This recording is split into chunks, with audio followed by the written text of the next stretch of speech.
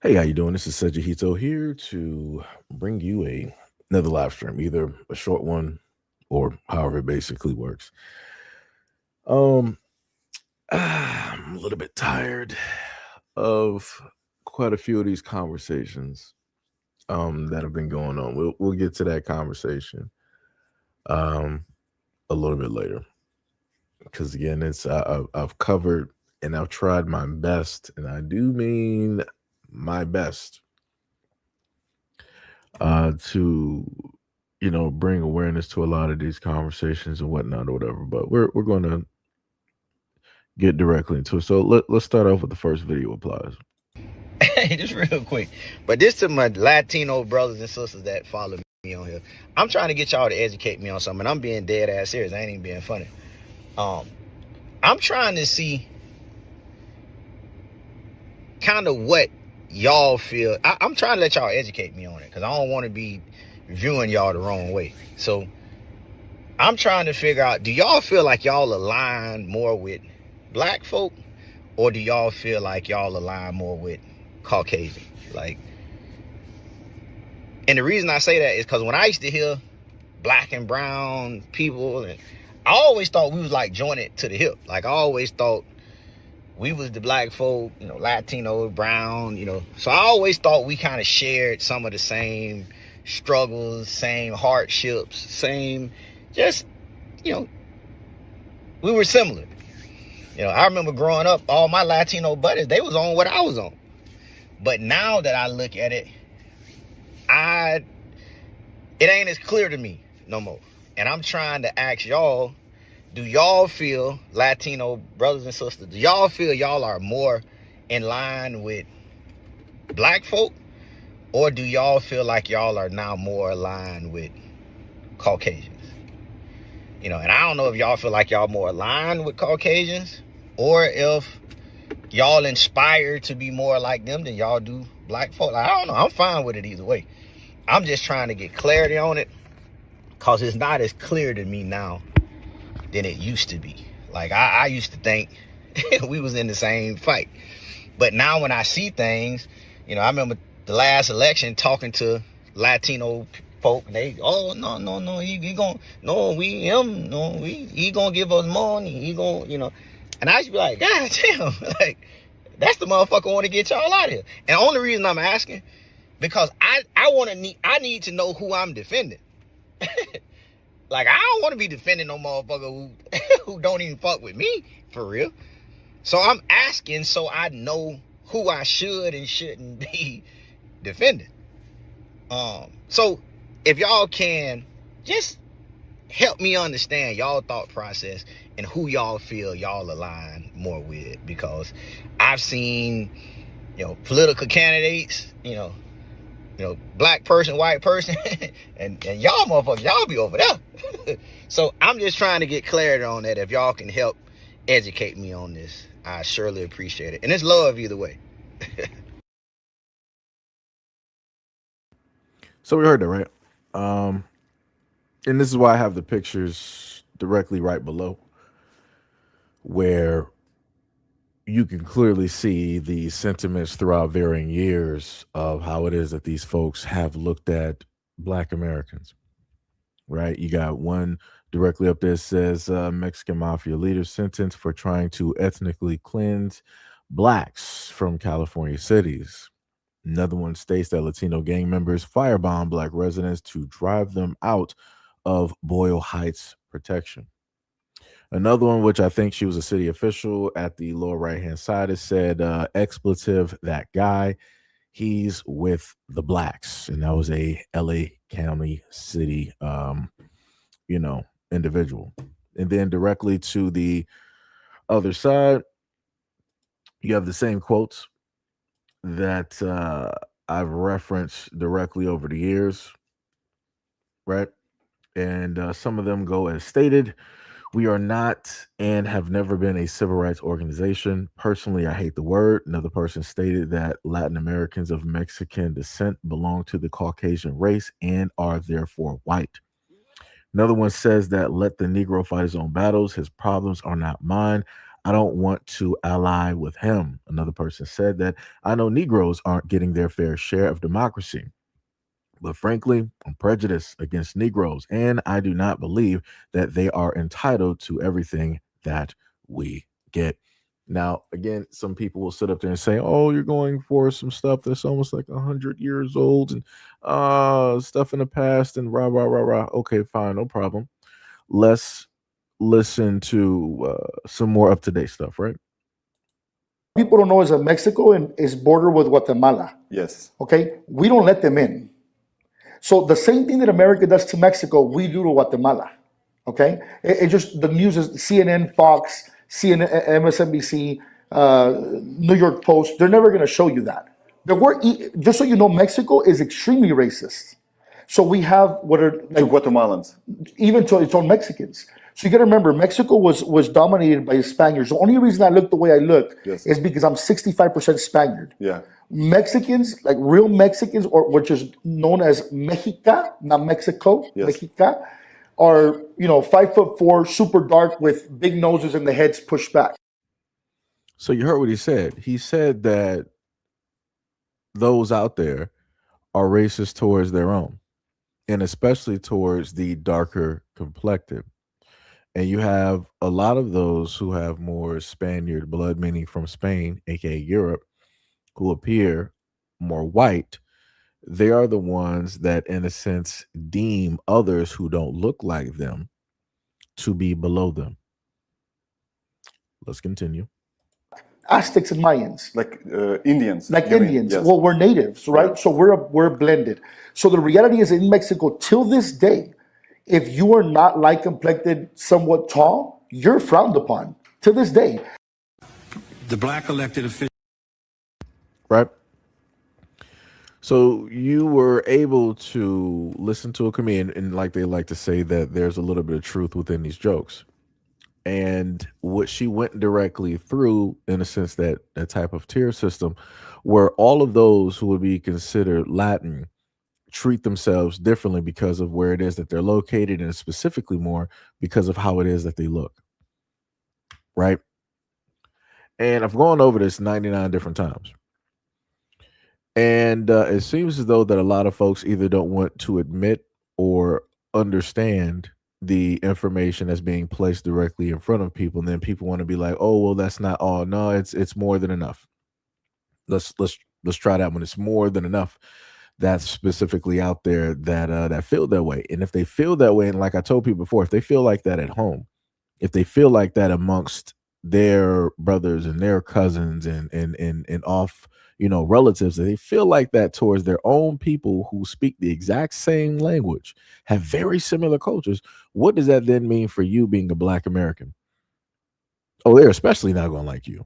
But like I said, you can't tell nobody that, because people want to bring up these anecdotal type of things like, "Oh, well, I know this person and this person is a part of my family.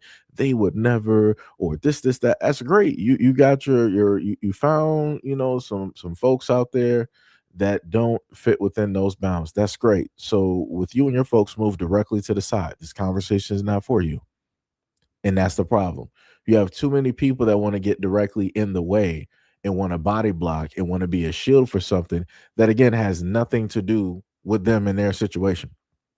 If you got people and no people, stay directly over that side. We're talking about to the rest of the other people. There is not enough of you to defend the rest of what it is that we're seeing and talking about out here. But like I said, people want to attempt, people want to try, people want to derail the conversation, people want to, do whataboutisms and all this other type of stuff. Let's continue. Officials refuse to address the problem. My own congressman refuses to address the problem. And I think the problem is black folks see all minorities as allies. And this is not the case. These people are not here for our common good. They're here for their own good. Where I don't have any ill will towards anybody, I also want to look out for my race. I'm a Black American. I've never used a hyphen. But I will refuse to turn my back on my race and see what's going on in South Central to my people and let these people come in here and just take over. I'm not going to sit back and watch it.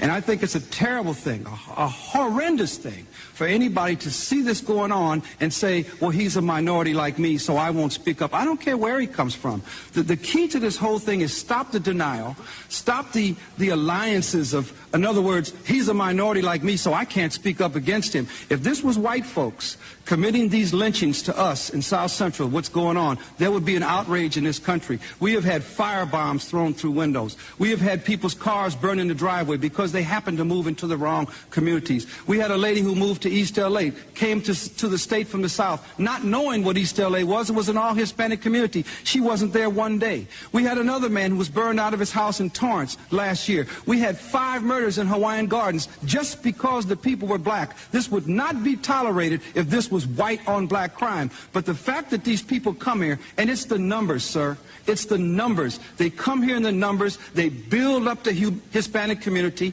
and they get this sense of power against us. And there are race riots in the schools every day in Los Angeles. It never makes the media. The black kids are being run out of the schools every day and told to go back to Africa. It never makes the media.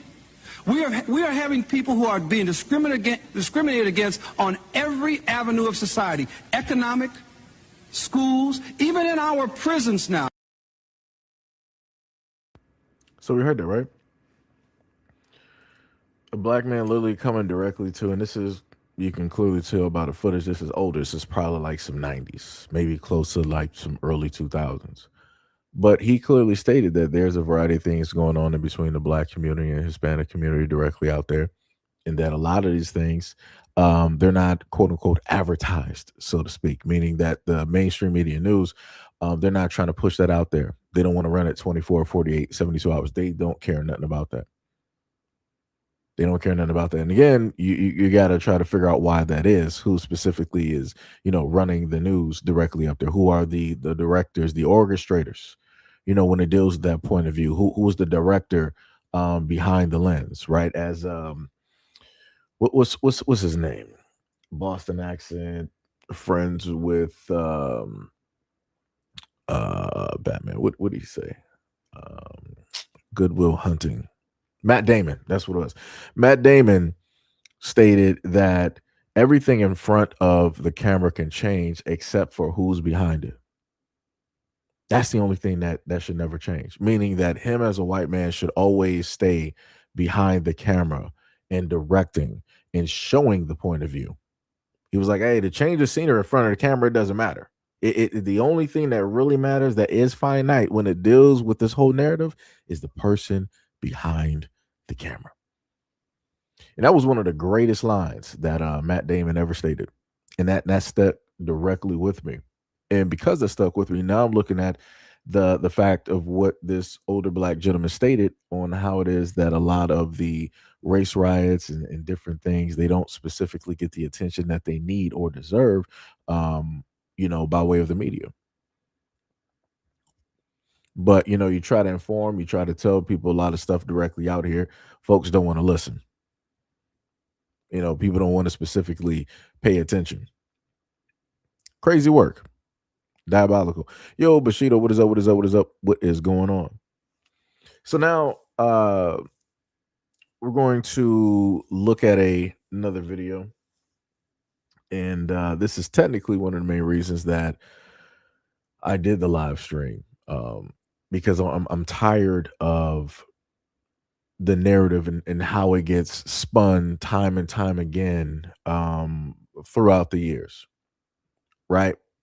So before we get there, what I'll do is that I'll showcase some other videos that have happened before the videos that I show you here, right? So let's look back at Obama. Right, and see what he had to state specifically to black men dealing with the election. Is that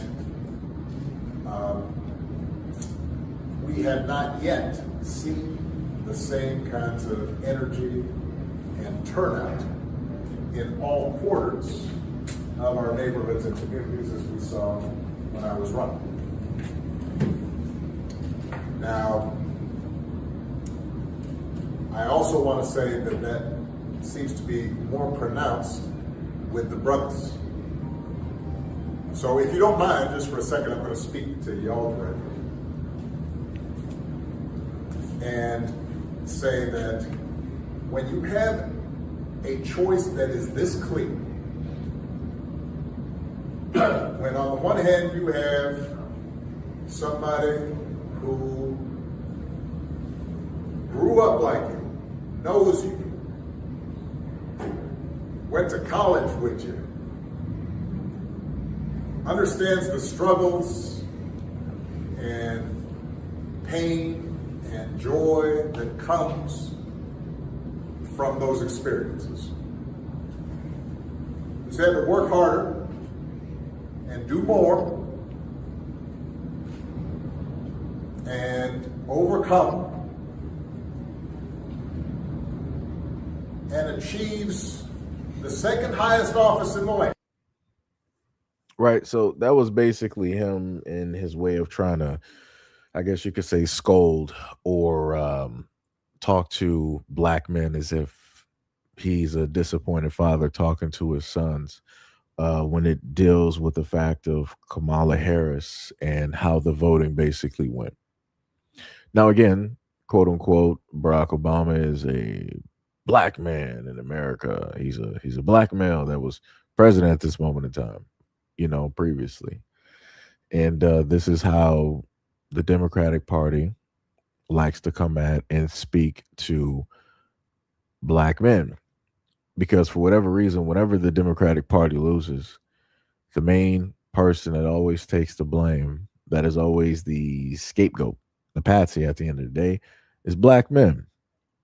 And I've always found that to be very, very weird. Very weird, right? But matter of fact, let's go directly to another video just in case people don't understand. Them for my opponent. We know that black voters are often discounted, and unfortunately this year black men have been a very targeted population for misinformation. Not misinformation about what they want, but about why they want what they deserve. And my campaign has been the only one that has very intentionally, thoughtfully, and consistently reached out. That has been misconstrued as concern when it indeed is just respect. So that was back when Stacey Abrams was running and she ended up losing. And instead of taking the road of grace and just be like, hey, I lost, either I'll decide to run again and do better, or I'll just take this loss and walk directly with it into the shadows. People took a third option, which is like, hey, I'm going to sit up there and blame black men. Black men, you are the reason that Stacey Abrams did not make it. It don't matter what the polls state. It don't matter what the numbers specifically are. It doesn't matter the fact that you have black men out here that pretty much vote directly with black women in the same direction. Nah, we're not going to care about that. We'll care about the small minority who decided to vote another way, because those are the only ones that matter. Not the ones that sided with and voted directly with black women the same way that they've always been doing. No, it doesn't matter. That doesn't matter. It's not showing us that black men vote. What shows us that black men vote is when they vote for the other side. That's what we pay attention to. That's what we talk about the most. That's what we want to sit up there and highlight. And then within that, we don't want to specifically just call out them, but we're going to use that to generalize all black men and say that you're afraid to vote for a black woman because you're misogynistic and you don't want to see a black woman in power because of the patriarchy and rah and all this other type of stuff, right? So let's look at a different video where you have another black male leader that pretty much shares the same sentiments. Really quickly, too. Democrats need to be mature, and they need to be honest. And they need to say, yes, there's misogyny. But it's not just misogyny from white men. Mm-hmm. It's misogyny from Hispanic men. Right. It's misogyny from black men, things we've all been talking about. Now, let me just pause it right there. I just want to know, that you have this white man up there that is a Democrat. It's cool. He wanted to talk about Mexican dudes being misogynistic. Cool. They're pretty much white anyway. No problem. But he decided within his own mouth, along with a white woman sitting directly on the side saying mm-hmm and co-signing, to bring up black men and to try to say that black men are misogynistic because a what black woman lost the race. How do we get here? How do we get here? Because if we're going to be 100% honest, white women do not want a black woman in a leadership position. These are just the facts. They're not going to do that. I thought, well, for all case for the case matter, I'm going to deal with Kamala Khan, even though she's not a black woman, but I'm going to go with Kamala Khan. And even though she had a white husband, white women were like, we're not voting for you. We're going to vote for Trump. And Trump is somebody that white women have complained about and they've talked about online on all of their talk shows and TV shows. They've been on blogs. They've gone on the internet and so on and so on and so on and talked all types of mess directly about Trump. But when it came to voting, white women were like, hey, we got our problems directly with this white man here. But in comparison to her, we're going to vote with this white guy. But let's continue. Who do not want a woman leading them. Might be race issues with Hispanics. They don't want a black woman as president of the United States. You know, the Democratic Party, I've always found when you're sitting around talking, they love to just sort of balkanize everybody into these separate groups and say, oh, white people don't like women and black people. No, it is time for the Democrats to say, okay, and you and I have talked about this before, a lot of Hispanic voters have problems with black candidates. Right. A lot and of, with other Hispanics. You got some that don't like each other. And, Right. and some of the most misogynist things I've heard going on this Get Out the Vote tour came from black men. I mean, misogynist things. So you're absolutely right. It's not simplistic. And we've Right. got to have real honest conversations about it. real honest conversations. And what you heard was not a real honest conversation. There is at no point in time that when it deals with black men that white people shouldn't even be in a conversation. You want to talk about somebody being misogynistic, you are the reason that the word was even created. So I'm a little bit confused on how all of a sudden that, just like when I told people about the pandemic was about everybody else. And then once that was getting a little bit too hot, they shifted it around, let me see, January, February, about March, April to June. The media all at once shifted the whole attention from the pandemic to being about everybody else and Europeans and all this type of stuff. And the three people who transmitted it from these three different states, automatically it went to the black community. It was the black community that was transmitting it. It was the black community that were the main carriers and infecting. And it's the black community that needs to be educated, and we need to push the black community to go do this and to go do that. And I'm watching that exact same thing when it deals with these elections every single time. When it deals with Stacey Abrams, when it's dealt with other black women directly out there running for something, as soon as they lose, here comes these people directly online sitting up there trying to state that black men are at fault, black men are at fault, black men are at fault, and black men don't like black women and all this.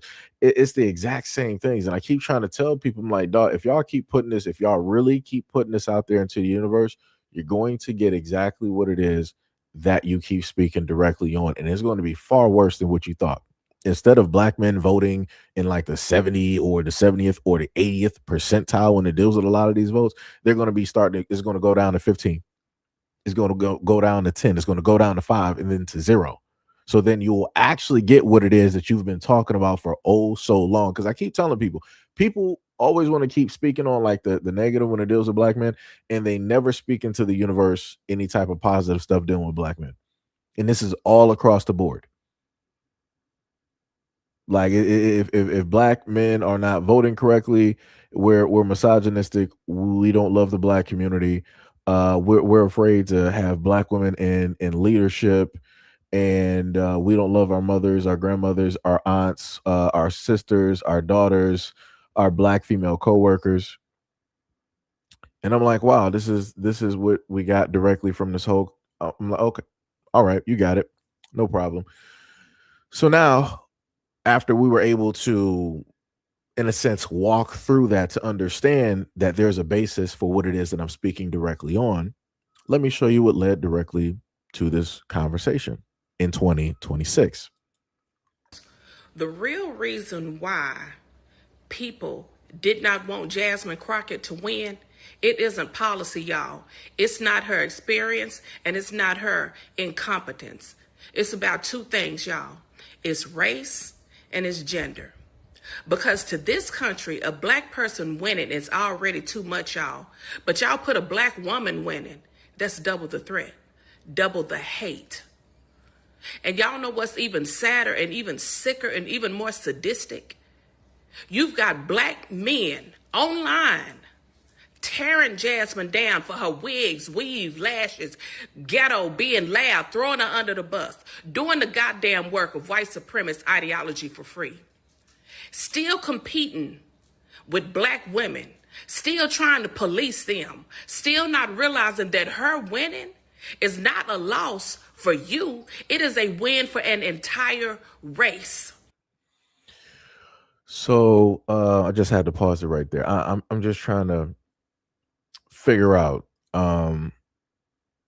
because she said that this is a win for the whole entire race, and that at no point in time should Jasmine Crockett be critiqued on anything. Fine, no problem. So let me just go to what Jasmine Crockett stated here. Go around the country and educate people about what immigrants do for this country, or the fact that we are a country of immigrants. Right. The fact is, ain't none of y'all trying to go and farm right now.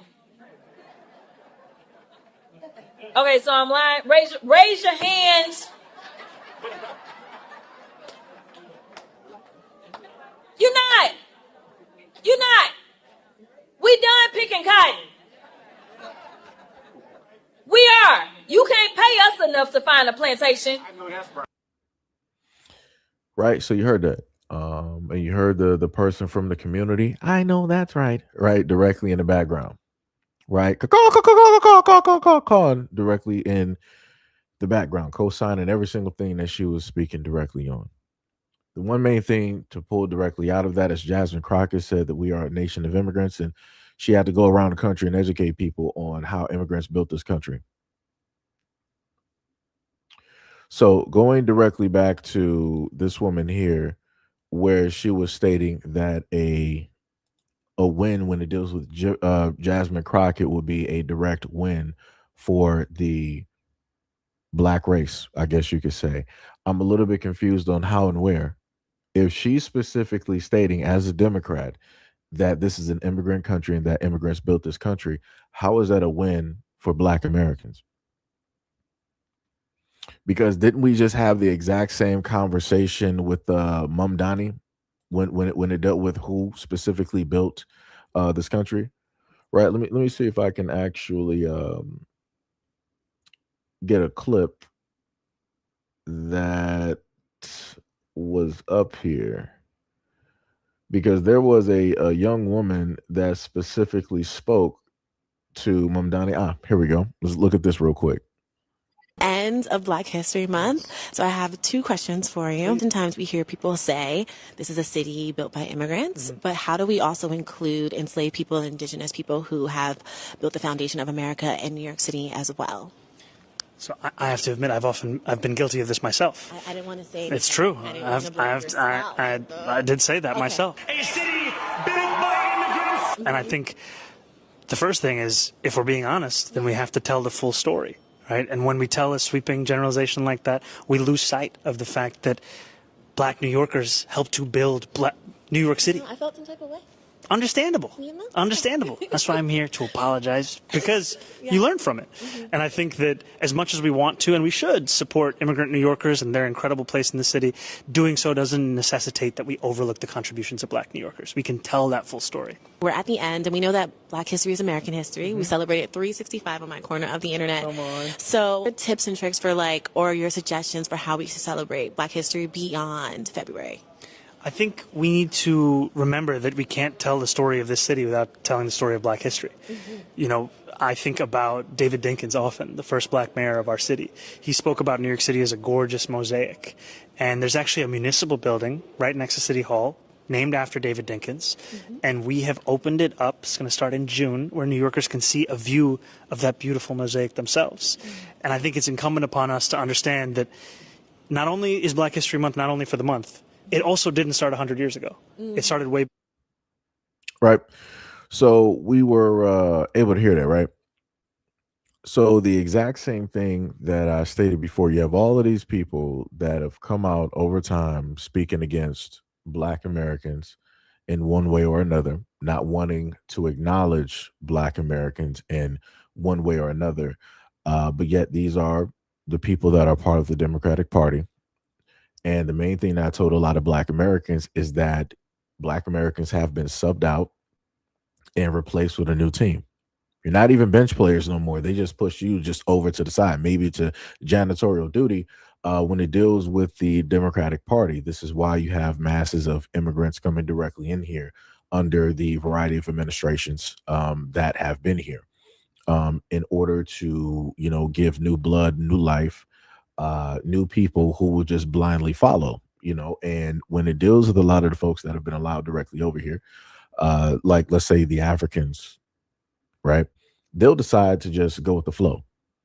They'll do whatever it is that needs to be done so that they can get whatever it is that they need. Because they know that they're showing a type of allegiance or that they are very great at being followers. And this is when a lot of other people want to pull up and say that Black Americans don't really love America because we're not willing to just go with the flow or do this or do that, not understanding the fact or being ignorant on purpose of the fact of the history of Black Americans, what it is that we've had to deal with, what it is that we have had to specifically face when it deals with these elections, no matter if it's Democrat or Republican. Black Americans have been used all over the place. It doesn't matter if it's the North or the South, wherever you want to sit up there and point it to East, West, whatever. Black Americans have always been used in order to push progress for other people directly out there. In the moment in time that we serve no more usefulness, this is when people shelve Black Americans. So at this moment in time, Black Americans are shelved. If you look at the landscape currently in the United States, who primarily are the ones that are receiving funds, that are receiving monies, that are receiving the leeway without pretty much any type of red tape in order to solidify what it is that they want to do. You see a variety of groups that are directly out there that are not Black American. They can build up their communities. They can have only, you know, they can have a specific thing like, let's see, the Arabs in Dearborn, Michigan, they got pretty much their own city. They got their own police force and everything else. If you go to a lot of other places, other people, you got Haitians, Jamaicans, Trinidadians, all this other stuff. Like people got really their own spots. Ain't nobody saying nothing, no fuss, no muss, nothing. But as stated before, even with Black Americans voting Democrat or voting Republican, the moment in time that Black Americans have tried to attempt to do the exact same things historically, somehow things get laid to ruin. Somehow something always comes up. There's always some red tape. Something always goes wrong. But the moment in time that you mention to bring this stuff up, people are like, no, you're just being victims. Pull yourself up by your bootstraps. You're always talking about this and always talking about this, but you never take responsibility for X, Y, and Z and all this. Like I said, man, it's crazy work out here. But let's go back to the previous lady. We throw that word around ghetto, but what exactly is ghetto? And how come it don't stick to white folks when they do the same goddamn thing? Because when Black folks talk loud, dress bold, wear wigs, weave flashes, it's called unprofessional, too hood. But when white folks turn around and cosplay and do the same thing, that same behavior, it's relatable, it's authentic, it's quirky, and it's shared and it's celebrated. Same behavior, different skin, different type of judgment. So now, this backlash isn't about standards. It's about who they think is allowed to lead. And until we stop internalizing white superiority and projecting it back on black women, we'll keep sabotaging our own race and our own. So basically, by her account, black men are to blame, and then white people are to blame. So let me just bring up this here, and I think this still had to do with Texas, right? Right. So she wanted to state that black men are to blame for the reason why Jasmine Crockett did not get, her seat. So I need somebody to explain this one to me. Dallas County District Attorney, Democratic primary. Amber Givens, 51.8%. John Cruzat, 48.2%. Amber Givens wins Dallas County District's Attorney over incumbent John Cruzat. Givens won with nearly 52% of the vote in the Democratic primary election. So how was this, for all intents and purposes, how was this black woman able to win and Jasmine Crockett was not able to win? I don't even know who this woman is. Amber Givens, I've never heard of her. I've never seen her before. Again, I'm not really that in depth when it deals with, Texas like that. I'm only paying attention right now because Jasmine Crockett was there, right? Jasmine Crockett is a brand. It's a name. It's all of these things. You've seen her all over social media, right? All types of highlights, clips, whatever you want to sit up there and post it as. But I'm trying to figure out if black men don't love black women, if black men are misogynistic, if black men don't want to vote and all this other type of stuff, explain to me how this black woman won. I need some answers. Because in one instance, when it deals with Jasmine Crockett, we're going to highlight this and showcase the fact that this is how really black men feel about black women. They don't want us to be in office. They don't want us to have leadership positions. They don't want us to have more power over them and rah, rah, rah, rah, rah, right? More with the divisiveness, where it's black men versus black women, right? But yet we're looking directly at this in front of you. And this was 18 hours ago. Explain to me how it is that this black woman won. Who was the cause for that black woman winning? Are we going to sit up there and now levy to sit up there and say that, okay, black women voted and white people voted and other folks voted directly to get her in office? Is that what we're going to say? And we're going to sit up there and say the reason that she won is because of everybody else and it wasn't because of black men? Like, what are we going to say? How are we going to sit up there and swap this? How are we going to do that? Because like I said before, when I go directly to this video here, she don't have nothing to say about the black woman who ran and she won her race.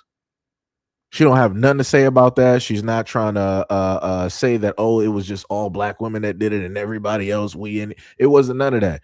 She wanted to go off on the whole thing of Jasmine Crockett and blame black men. How do you focus on this? How do you focus on Jasmine Crockett, but then you overlook this? And it's still within the exact same frame, roughly, when it deals with men versus women.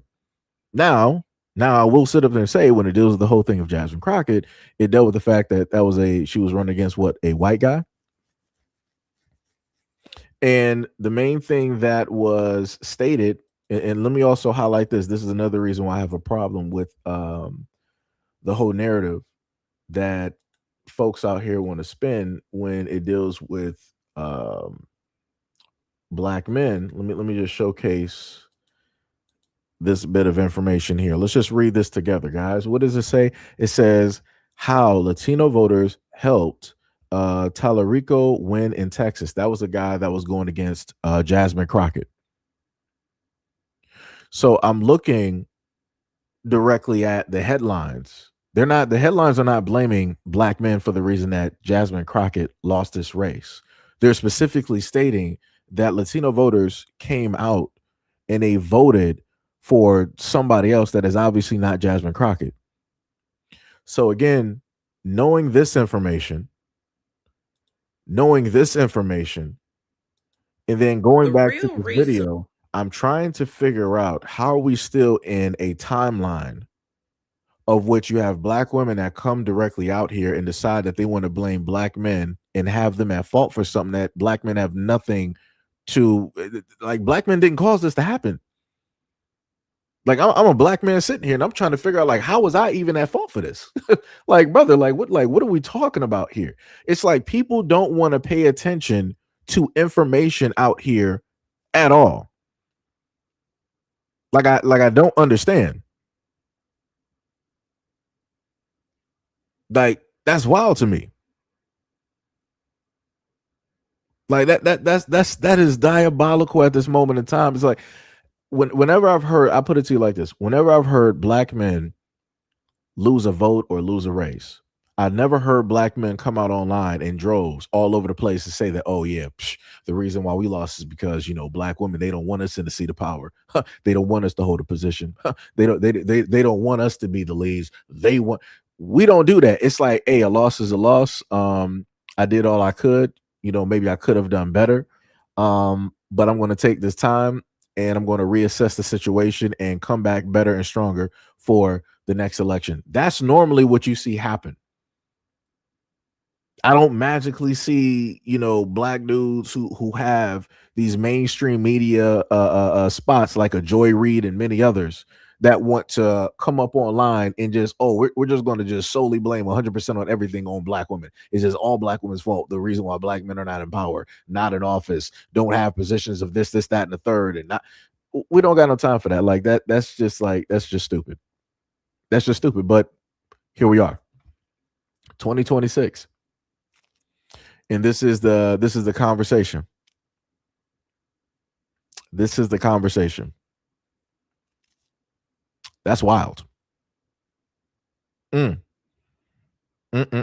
yet, let me add another thing when it deals with the Jasmine Crockett situation, because like I said, I try to give people you know, a little bit more information that they may not have heard or seen or known anything about. Let me try to get this video real quick. Let me see. I gotta go back to downloads because, like I said, I'm just highly confused in these situations. Stated, we encourage each and every one of you to remain resilient. We cannot allow this type of behavior to be rewarded, because so long as they know that they can win, even if it means cheating, then they will continue to do it. So I am asking you, I am begging you to make sure that you go ahead and figure out where it is that you are supposed to vote, stand in line, wait in line. Right. So within that, in that video, the argument that's being levied is that Jasmine Crockett did not get a fair shake, that some things are pretty much up with the polling areas and things dealing with the election. The problem that I have, like I said before, I try to look at things as even as possible, and I try to be as fair directly across the board.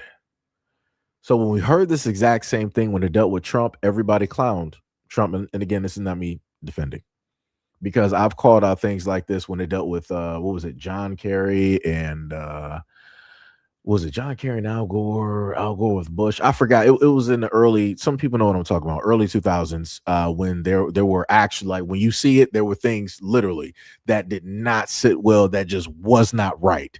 You could clearly see it. But again, going back, when Trump stated this exact same thing that Jasmine Crockett stated, everybody wanted to go online and was like, loss is a loss, lose gracefully, making excuses, rah, right? Because it was a Republican candidate that said it. So now we got a Democratic candidate saying the exact same thing. And I don't see people online trying to make fields of videos, trying to sit up there and clown and trying to do this and trying to do that.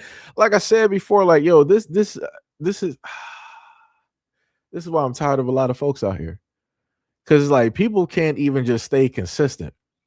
And I say this time and time again. I'm like, all right, if you're going to complain about one thing, cool. Make sure you're there to complain about the whole thing when it happens again. So on the Republicans, when it happened to the Republicans, everybody wanted to complain, laugh, sneer, ha ha, he, tookie, right? All of that stuff. Now you got a Democratic candidate sitting up there saying the exact same thing. I'm expecting that exact same energy. I'm expecting people to make fields of videos. Where are all of these folks out here who are Democrats to start making fields of videos? Where? What happened? Where is it at? You already know you'll have Republicans out there, probably make some videos and saying some stuff, but I'm just saying, where's all the videos? Where's all the energy that people had before? Like I said, people making tons of videos during that time because I remember Petridge Farm remembers. But now, when the shoe is on the other foot, people are dead silent. People are dead silent. That's some wild work, though. That's some wild work. Like I said, I feel like there's corruption everywhere, realistically. And there's only one section that wins at the end of the day. But it is what it is. Because I keep telling people before that, long story short, when it deals with, let's say, presidential elections, the electoral colleges are the only ones that matter. Your vote does not matter. I've been saying that well over 6+ years. People don't listen. Like I said, if the greater majority of Americans opted not to vote, you will still get a president. That's how that works. Because there's been too many times that normally the popular vote is supposed to be the vote that matters. And usually, a lot of folks have the popular vote. And it's like, nah, popular vote don't count. This person, these votes over here matter. So this is the candidate that's going to sit up there and win. Seen it happen too many times, and people just not question it. Like I said, the electoral colleges told everybody to shut up when Joe Biden was placed in office. And everybody was arguing back and forth because I remember it like it was yesterday. Everybody was arguing online, tooth and nail, Republican, Democrat, Republican, conservative, liberal, all this other type of stuff. Rah, rah, rah, rah. And then as soon as the electoral colleges came directly on X and they told people basically to shut up, such and such is the president of the United States. That is it. Everybody just like left the whole conversation. I was like, wow, that's all it took. It took for some shadow individuals out of nowhere that y'all have never seen or met at any point in time at none of these election polls. You ain't never seen any of these folks at these electoral colleges, right? And these are the people they just calmly told you to, shut up and y'all listen. Wow, that's crazy. Maybe we just need to have the electoral colleges telling everybody in America what to do, and then maybe America will actually be better, I guess. Because, like I said, I've never like that. That's just wild. That is diabolical. Broski, what is up? You said in my state illegals are allowed to. Oh, what's up, Sham? My bad. Just in case I didn't say what is up. What is up, Sham? Broski said in my state illegals are allowed to get state IDs, and anyone who gets a state ID is automatically registered to vote. I mean, I've covered stuff like that before in a variety of states. I've covered people becoming police officers. I covered people in certain states who are not even directly from it could have been just directly from like China, and they're automatically having a seat directly in government. And I'm like, how are we doing this? And then to make it worse, the same person that has that seat in government that is not even a citizen, that ain't even really been here, they're out there talking in whatever broken English that they got and trying to convey. I'm like, oh, it's cooked. I'm like, everything is done. I'm like, everything is just completely just cooked directly out here. People just don't want to pay attention, and people like everything is everything. It's crazy. Yo, Monster, what is up? You said been saying the same as for years. LOL, the electoral colleges is responsible for the presidential candidates being president. Vote locally. Yeah, I've told people that too. But it'd be like that. It'd be like that. Broski said Michigan, the Secretary of State sent a letter. Hold on. You said sent a letter stating that. LOL. Master Blaster, what is up? You said saying they can't is disingenuous. Why do you think they are pushing voter ID? Sham said, green card holders can vote, not illegals, illegal immigrants, and documented, and those who don't have a green card cannot vote. What else we got? What is up, Miss Berger? What is up? What is up? What is up? You said, but folks say immigrants can't vote. Let me see. Sunset, I'm watching you on YouTube live as well. Hey, much love, respect, and appreciation. Much love, respects, and appreciation. Like I said, throughout the videos, I've covered a lot of stuff over a variety of states where things have been happening. Either things such as what did they wanted to sit up there and call it back when Doge was a thing? What was it? Did they consider it voter fraud? I'm not specifically sure, but there was a video I remember that I did where you had Elon on stage and they were going through a variety of states and how it is that you had people that were, I guess you could say, illegal or whatever it is, that were found to have voted or whatnot or whatever. You also had other things directly out there where people were able to get, different types of government assistance or different types of monies. And I've talked about this a majority of times, and the reasons why I've highlighted that is because Black Americans do things the straight and narrow, right? For just dealing with the majority, do things the straight and narrow, and we're told that, hey, if you do the right things, you follow the rules of the land, you follow the law, and you get your education, all this stuff, then you're going to be able to live the American dream. And what a lot of Black Americans are waking up to realizing is that in order to live that dream, you have to be asleep. And Black Americans have never been able to actually go to sleep, to actually have that dream. Everybody else can, come from wherever it is that they're coming from and be asleep and have that dream, aka the Matrix.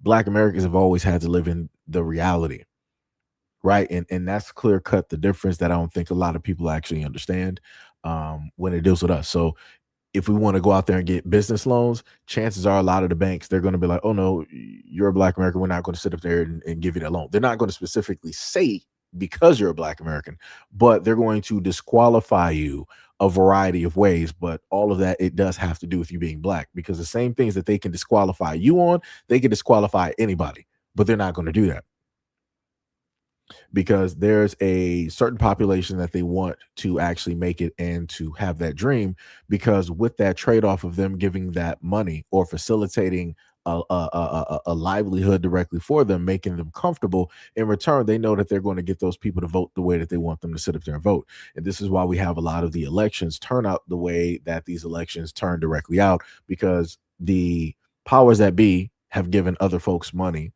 and a little bit of power, and in return, they were like, hey, we're going to show our allegiance by voting directly, however it is that you guys say that, you want us to sit up there and vote. That also brings us directly back to the Somalian situation where I showed you a video where the Somalians got online and they were like, hey, if everything in Minnesota keeps pointing in this direction towards us and we're made to feel uncomfortable and uneasy being here as Somalis, then we're going to sit up there and have to start shifting our vote in a different direction. Basically, the Somalis are threatening with their vote. They're like, hey, if you don't sit up there and basically get off our backs, right, and Democrats are watching this happen, we're going to take our votes and we're going to automatically start voting Republican. We're going to get you out of here. So, and they boldly stated that. I'm like, wow. I'm like, y'all actually letting them say that? And y'all don't got nothing to say about it? I'm like, wow. I'm like, that's crazy, because let Black Americans say that, don't nobody care.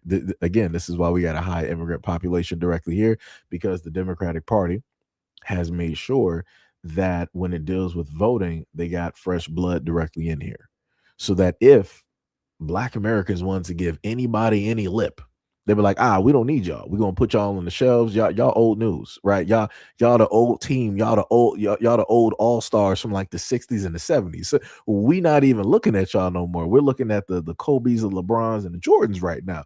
So we got all of these immigrants here that are basically the fresh all-stars, right? They're the main ones selling the merchandise and doing this and doing that. We don't care about, y'all old timers out here. Say whatever y'all want to say. It don't matter, because we got them to sit up there and supply us with brand new votes. We give them what it is that they want. They want a new life coming to these United States. They want to be able to get a house, an apartment. They want a nice paying job. They want to, loans for a brand new house or business or whatever it is. They need something for their kids' college fund. No problem. Maybe they might want to bring some other family directly over here. Fine, no problem. All we need y'all to sit up there and do is vote directly for us when it deals with the Democratic Party. That's all you got to sit up and do. And that's what's been happening. Slowly but surely throughout these decades, that's what's been happening, where Black Americans have been replaced voter-wise, right? And it's not even just going to be voter-wise, it's also going to be population-wise. But again, this has been talked about for the longest time possible, but people don't want to pay attention. It be like that. It is diabolical. Shout out to Brandon V. World for the $5 dono. That man said, was good at work, but here comes a new challenger. Yo, what is up, sir? Much love, respect, and appreciation. What is up? What is up? What is up? But yeah, it's crazy. It is it's diabolical in nature. Diabolical in nature. I think I do. If I can actually find it real quick, there's something that fits directly within the context of this video here, but it was specifically stated by here we go. We're going to go directly into this video here. Glad I found it. Reasons to vote for James Tallarico, but this ain't it. Watch this video clip and we'll talk about it. Cast my vote for James Tallarico. It doesn't matter to me, white man versus black woman, whereas James Tallarico has a bit more of a softer tone, understandably. Everything she said after she said softer tone is irrelevant. She could be the most informed person about politics in Texas, and no one should care, because what she did here is use a ploy that white women have been using for generations. And it is harmful because it reflects our internalized misogyny, but also racism. This is subtle, but it's toxic, and it shows this indoctrination that manifested in her words. This is the exact indoctrination that many of us received. We often don't believe we have it because we're talking to people who have been trained to hear that proverbial dog whistle. And what is that dog whistle? Softer tone equals less threatening equals more attractive to white people. So what exactly is a white woman saying when she says she prefers a white Christian man because of his softer tone, and that makes him more appealing than a black woman? Well, that is a well-trained instinct inside white supremacy to treat whiteness as safety and blackness as a threat. Softer tone has always been code for what keeps me comfortable. And comfort is a currency white people have demanded at the expense of black women's credibility for generations. Jasmine Crockett is what accountability sounds like when it refuses to perform gratitude for being tolerated. Tone policing is how people dodge the actual message. So when facts are inconvenient, you critique the delivery. So when a black woman refuses to shrink, they'll use words like angry, unprofessional, aggressive, rude, combative, or as Professor Courtney said in her video, Jasmine had a firebrand. That script is old, my friends. The only thing that changes is the century. And in her video, Professor Courtney alludes to her training in American history. So let's talk about it. After the Civil War, the nation had a choice: protect the liberation of black people with force and law, or reconcile with the very people who built wealth on slavery. That led to Congress passing enforcement laws because white terror was organizing, and it was strategic and it was relentless. The white sheep men used violence to block black people from voting, from holding office, and from owning property. That is why the federal government created tools like the Enforcement Acts. But then the country made a unity choice, and that's the Compromise of 1877, which is widely recognized as the political deal that effectively ended Reconstruction. Federal troops were withdrawn, And the protection that Black communities needed was completely abandoned. Once federal protection left, white supremacist rule resurged and the rights of Black people collapsed across the South. And who was responsible for Reconstruction becoming more about protecting the dignity of white Christian Southerners than liberating Black people? The white Christian man. And who gets protected the most under this Christian patriarchal structure that is our government? The white Christian man. Now let's layer the Christian engine that's underneath all of this. Ministers literally published defenses of slavery and framed it as divinely sanctioned. They connected slavery to household order. Now that matters because it shows how easily Christian language can be used to sanctify the maintenance of white Christian patriarchy, not only in slavery, but in segregation, in voter suppression, and look what's happening in this country right now. So here we are today, where Black people in leadership who refuse to perform deference to white Christian men is questioned as being too loud, and white Christian men attributes of softer tones seems to be appealing. She may deny saying it, but that is the undertone in this video. Every time a white woman uses this language, it's a reflection into the indoctrination into white supremacy. That is the vein that runs through American Christianity. It taught us to choose the white man's voice that feels familiar. Choose the man who sounds pastoral. Choose the one who will keep the peace, even if peace is built on someone else's silence. Now let me be clear here. James Tallarico may be sincere. He may be talented. He may even be courageous in the way he critiques Christian nationalism. All of that is good. But this is bigger than James Tallarico. This is about a system that rewards white Christian men for sounding safe while punishing Black women for sounding strong. So here's the question I want every white voter, especially white Christian and ex-Christian voters, to answer without flinching. When you say you want soft, who are you asking to suffer quietly so you can feel calm? And here's the question I want white women to answer, because this is where we love to hide. Are you calling Tallarico's softer tone appealing, which means you're calling a Black woman too much because she actually is, or because you were trained to treat Black clarity as danger? Jasmine's firebrand energy is not a personality flaw, and it is not a weakness. She has already proven that. Jasmine's brand is a refusal to negotiate with the very patterns that have crushed Black women for centuries. So no, I'm not interested in the fantasy of the gentle white Christian man rescuing us from the mess white Christian patriarchy has gotten us into.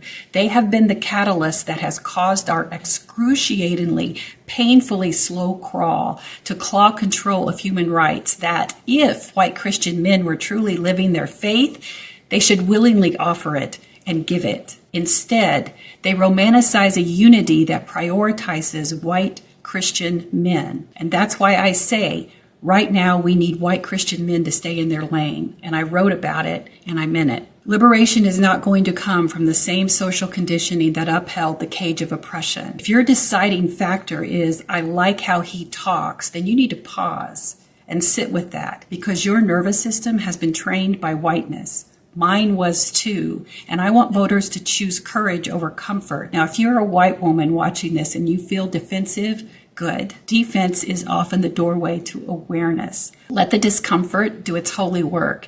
And if you're tone policing Black women while claiming you care about justice, you are protecting the very system you say you oppose. You need to deconstruct and decolonize your beliefs and ideology, because you are holding on to views that protect your privilege.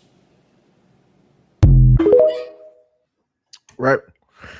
So we heard that long, drawn-out video. Long story short, my main perspective directly on this is that two main demographics helped Jasmine Crockett lose, none of which are Black American men. Number one, white, and number two, white. Meaning, number one, you have both white men and women that voted against Jasmine Crockett, and number two, you have Latin or Hispanic men and women that, again, voted against Jasmine Crockett. Those are the main two groups in Texas that voted against Jasmine Crockett, and that is what specifically led to her loss. It has nothing to do with Black men. And again, that's just my main point. For me, I don't care about nothing else. I don't care about nothing else. I'm just very much tired of looking throughout the years that black men are consistently to blame or put directly dangling, put to the front and dangled at the front of center, telling people, look at here, look at here, look at what I got. This is the cause, this is the problem, this is the issue. I'm tired of that. Like the best way to put it is that there is a type of I'm not going to say initiative. I guess you could say the word eludes me at this moment, but you have these individuals directly out there betting directly on this one thing, which is emotionally working directly on black women because it's the easiest thing to do. And the best way to do that is to dangle black men directly in front. That'll just set a whole bunch of people off. It's very easy to sit up there and do, just even with a black man standing still. It'll set people off. Matter of fact, to give an example of just sitting still and setting people off, let me see if I can find. Oh, I don't have a video here. Oh, that's wild. That is wild. Let me actually get that real quick. There is a video. Let me see if I can scroll through my handy dandy bookmarks and potentially go directly to it if I can. I don't think I rebookmarked the image. I don't think. Let me see. If I was smart, I know I rebookmarked it. Let me see. That's 12 hours ago. That's the lady. That's the mom. It's a UFC fight. Tellerico, Jasmine Crockett. Okay, so I'm actually going to have to go back up.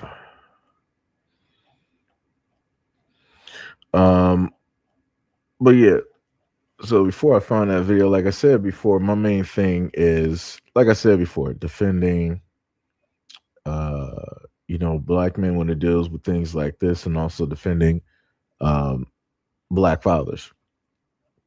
Because both within the exact same context, people say that these things don't exist. Black men wanted to be fathers, and black men, supporting black women. People always want to believe, these types of narratives directly out there, which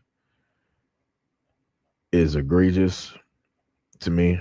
And there we go. I found it. Let me just catch this real quick. Like I said, it takes nothing in order to set people directly off. All you got to do is just give them a video of black men just doing something normal, and people just, want to start running their mouth. So let's just look at this real quick.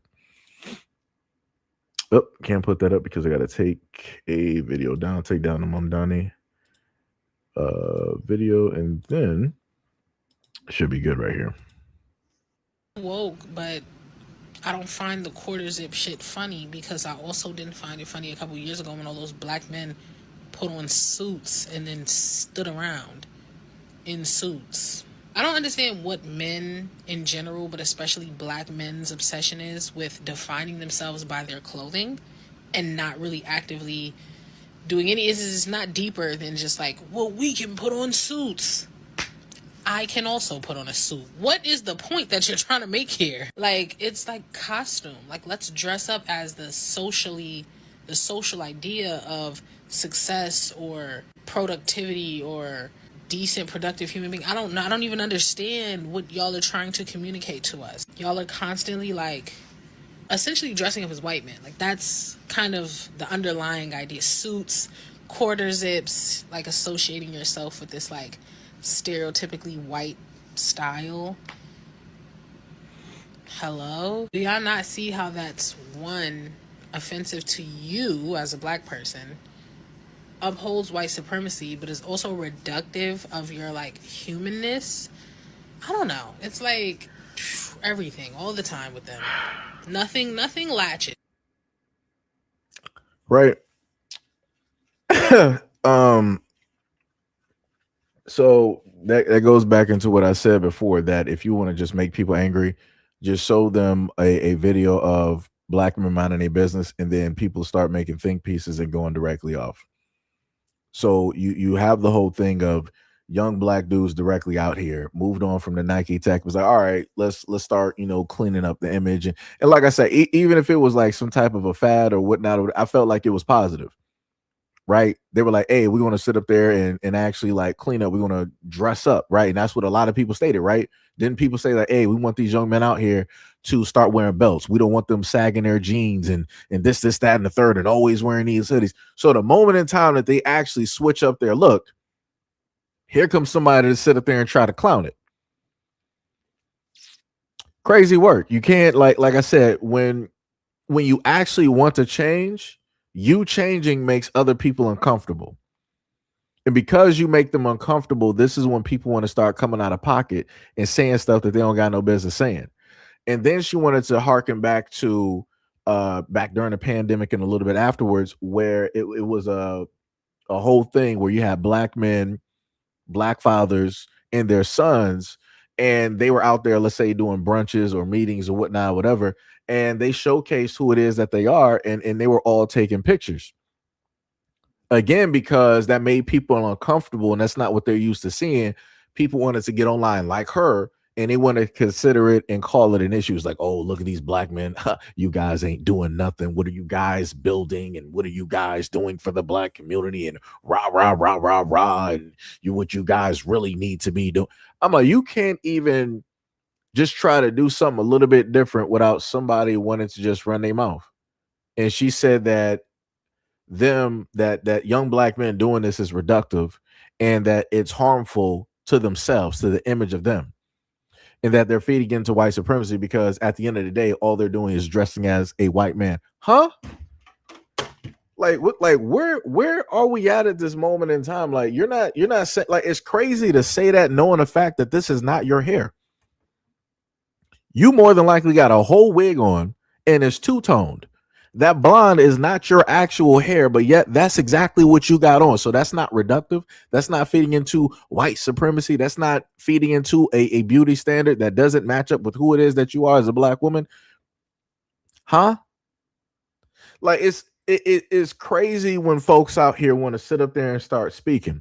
So young black dudes out here, we're doing something that we wanted them to do as a black community. This is something that we wanted them to do, because we didn't want them to still be dressing like a lot of the previous dudes from like the 2000s, the 90s, the 80s, and switch it up, look different, right? Positive outlook, all this other type of stuff, and rah, rah, rah. In the moment in time that they do it, this is the energy that they get, negative. That's crazy.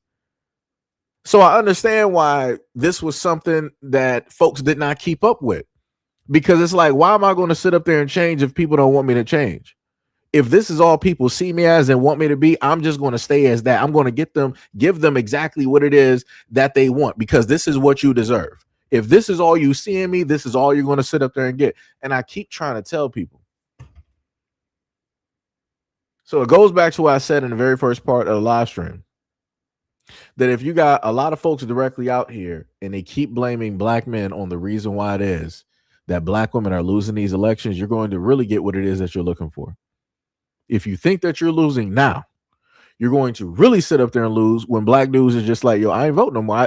We just went 100% quit. Now you're just getting 5% of black men out there voting, 10% out of the whole population of the United States.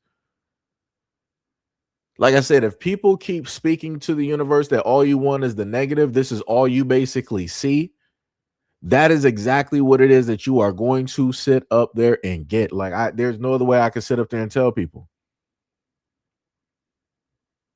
That's crazy. Like I said, a lot of the stuff out here, like it's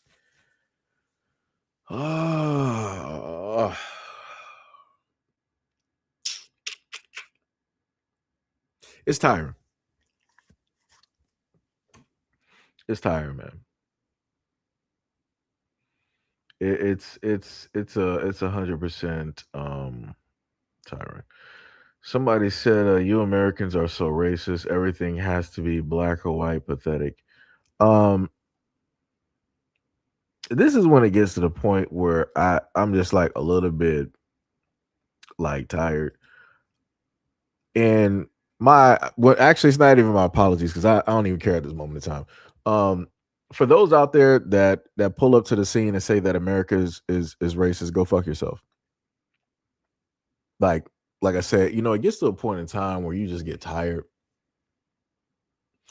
because you try to make sense of stuff for a lot of people, and you realize, like, this person here. Let me just bring up a solo screen so I can just highlight this. So, like, that person right here, more than likely, again, you say you Americans, again, you're not even from here, so I'm not even sure why you're even so concerned about what's going on in America, right? But you can go fuck yourself, because realistically, wherever it is that you are, there's a type of discriminatory behavior that goes on. If you're African, I can just sit up there and point to South Africa. If you're from the islands, I can point to the fact of how it is Asians and Dominicans and all this other type of stuff. People want to treat each other, or go to the furthest point of people not liking their blackness to the point where they want to commit to skin bleaching and skin creams and all of these different types of soap to wash away that blackness so that they're now white. So now they have no melanin. So now they are the purest versions of themselves because they're indoctrinated to believe a certain type of thing. If you're Spanish, is the exact same thing. Latin is the exact same thing. If you're Asian, it's the exact same thing. Because South Korea, they sit up there and use all types of soaps, bleaching creams. They do blackface. If you're in the UK, you guys would be funny. So funny. Like I said, that's the best that I got for you, because it's very tiring.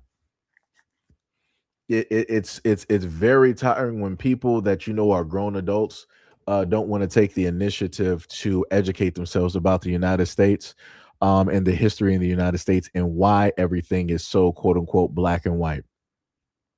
It's very is the correct terminology reductive to the conversation? I don't know, but um if people would actually decide to educate themselves, then the things that they go out and say in comment sections and online would not be the exact same thing. They would actually be smarter than the average bear. But it seems as though that people don't want the responsibility of actually educate themselves and finding the proper information so that they can conduct themselves better in a conversation. So you guys decide to just do this. Now, if I, as a Black American, wanted to specifically state that America's racist, I can say that because I know the history. I've lived within the United States, born and raised here in the United States, went through the whole of the school system, dealt directly with the police in multiple states. Again, they don't know my name. I ain't never been arrested, but again, it's how the police conduct themselves whenever it is that they just so happen to see me. And I wasn't sitting up there moving crazy out here. I wasn't doing nothing wrong, but going to and from, what it was that I was supposed to sit up there and do again, minding my own business. Or, even the fact of walking by a vehicle, not even close to it, and looking at a white woman, I can hear the car doors lock.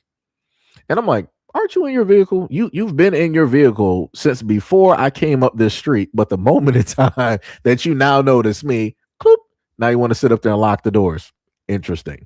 But people are like, oh no, you're just thinking too much of it. Maybe that person just forgot and just remembered at that time, coincidentally, when you were walking down the street, that's the time that it happened. But it specifically, it doesn't have anything to do with race. Like I said, a lot of y'all are funny. A lot of y'all are funny, and it's crazy how a lot of y'all other folks want to call out America so quick, but yet y'all are running here to be here. That's the wildest thing. That is the wildest thing. I'm highly confused about that. It's crazy to hear a lot of these folks talking about, oh, why is America like this and da da da da. But yet you got your family or friends or neighbors or coworkers that basically ran here, abandoned family. They were sitting up there running over people's shoulders and heads just to try to jump on a boat or a plane, just to get directly up over here. That's wild. That's 100% wild. Wild work, but you know it'd be like that. That is wild. Let me see. I'm a little bit confused. Somebody said, "Take care of the black on black crime." How about this one? Who was that? Ken Carruthers. How about the shout out? Let me just to one of the white men, because I know how people are going to get. It's like, oh, here we go with a black man sitting up there praising a white man, like always praising. Shout out to Tim Tebow, because that is a white man that is actually out here beyond anybody else that is doing something that I don't see other people sitting up here doing. He literally shifted gears in his career and was like, I'm done with football. Let me go out here and protect these kids as a white man. Let me go out here and specifically tell the fact that white men primarily are the ones that are conducting themselves and when it deals with acts against family and children. Let me go directly in front of our government and give them the information, showcasing the fact of what it is that white men are out here doing in these on these internet streets. Like I said, there's tons of videos out here dealing with Roblox. And you know the funniest thing, because did I highlight the person? Yeah, I did highlight Ken, because Ken wanted to, be directly up there. Sham said that she got rid of Ken. No problem. I'm gonna leave him up there as a clear-cut example. Because the craziest part is whenever these conversations with Roblox come up, I don't see black men in those conversations. Why is that? Why is it that I always see white men in those conversations dealing with Roblox, having conversations with kids? That's a little bit crazy. But magically, everybody want to sit up there and talk about some stuff that they don't really care about. Oh, y'all need to sit up there and worry about this black on black crime directly in these communities. You mean crime within proximity? Crime within proximity? Isn't that what should be listed? I'm just trying to figure out. Because that's a little bit wild to me. Like I said, to all of the white folks out there that always got something to sit up there and say about black folks, how many of your fathers, right? Because y'all want to talk about the criminal minds of black men directly out here. Got to be scared of the black men, right? Got to watch your backs with the blacks, right? That's what y'all like to say online, right?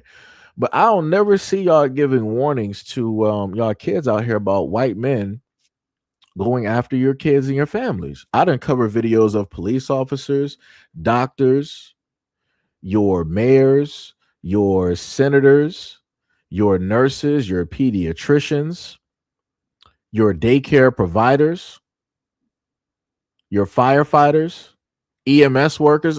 There's pretty much Silicon Valley. There is not an area that I have not touched where you guys aren't touching kids. But you got the gall and the audacity as white men to pull up on the scene and act as though that you are better than thou. It's completely cool. Fine, no problem, right? You want to say that as a black man, I'm part of the the 14% doing 50% of the crimes out here in the United States. Fine, I'll sit up there and deal with that. I'll hold that one proudly.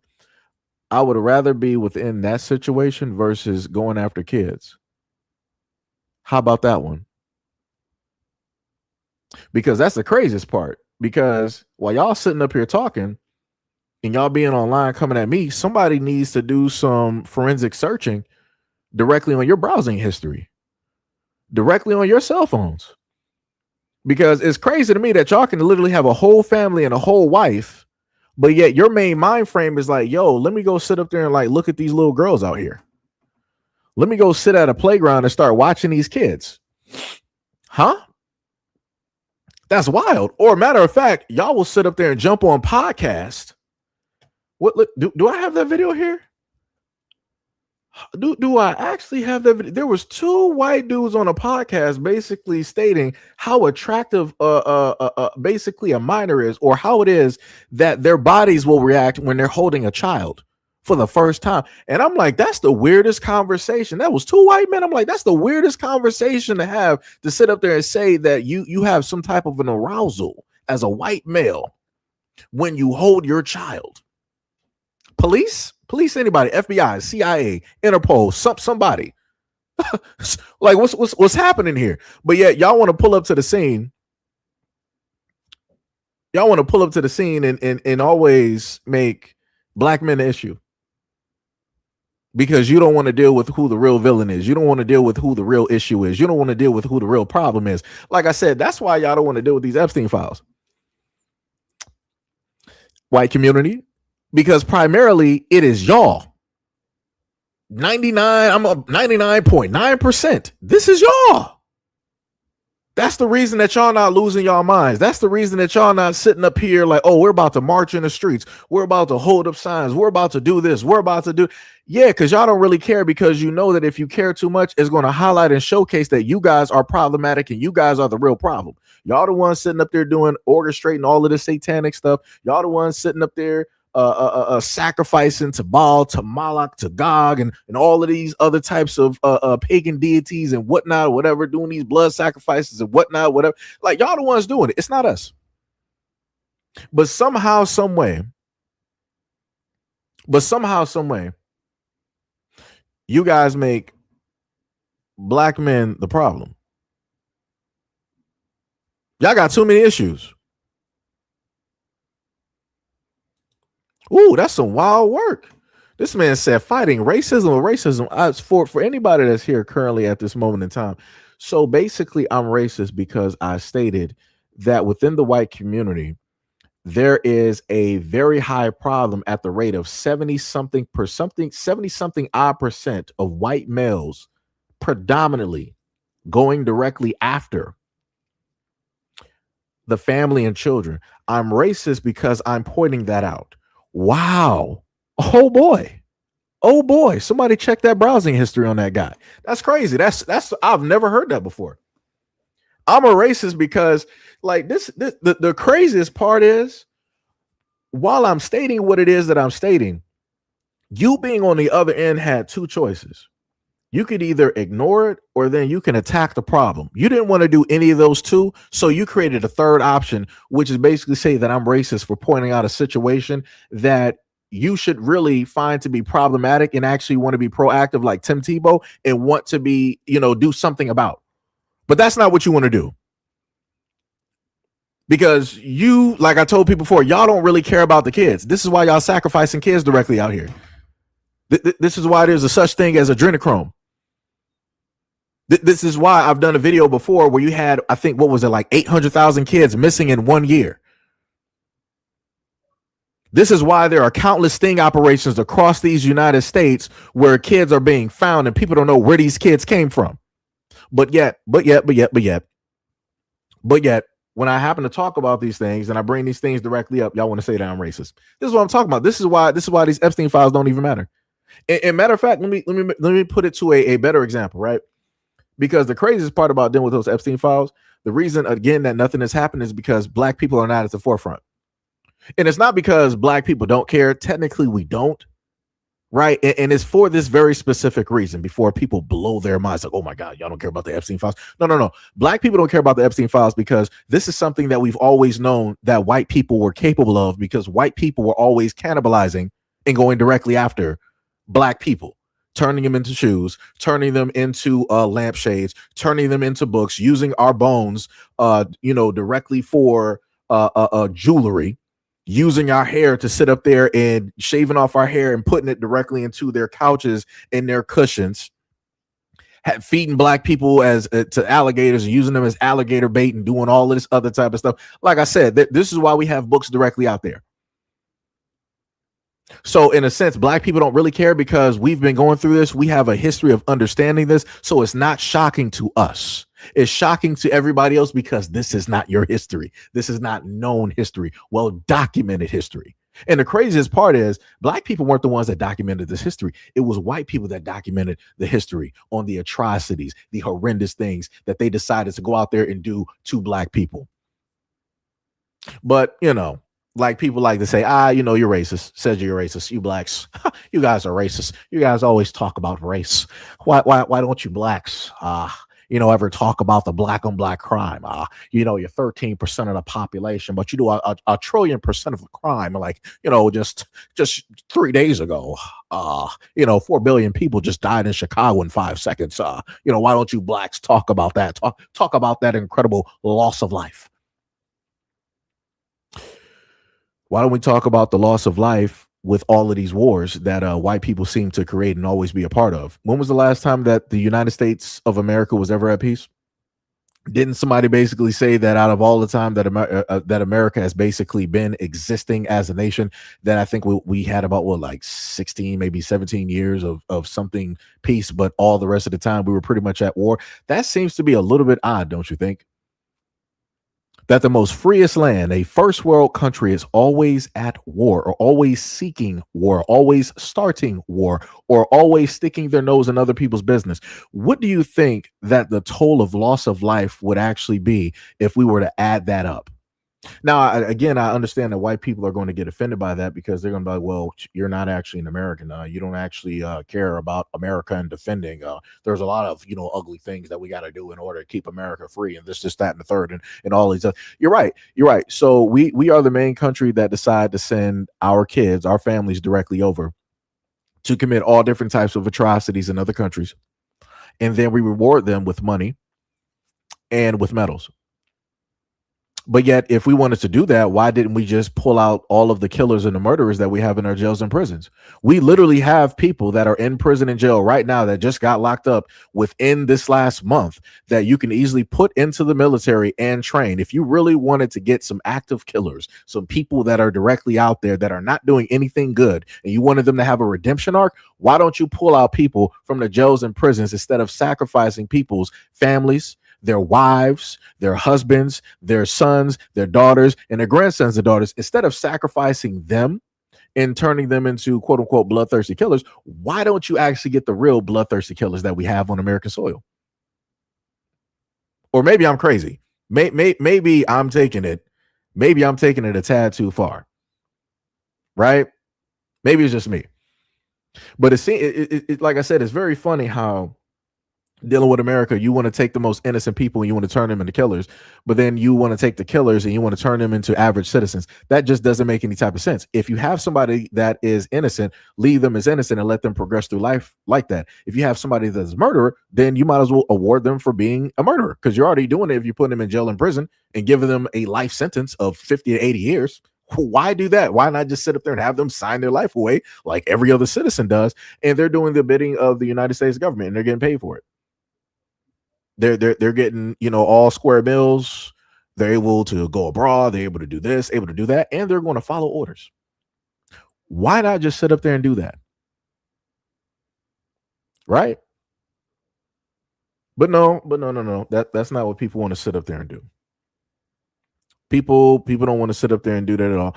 And again, for the white folks out there, y'all always want to pull up to black live streams and channels, and y'all want to proceed to pull up to the scene and try to tell black people what it is and what's happening, when really you are the actual topic of conversation.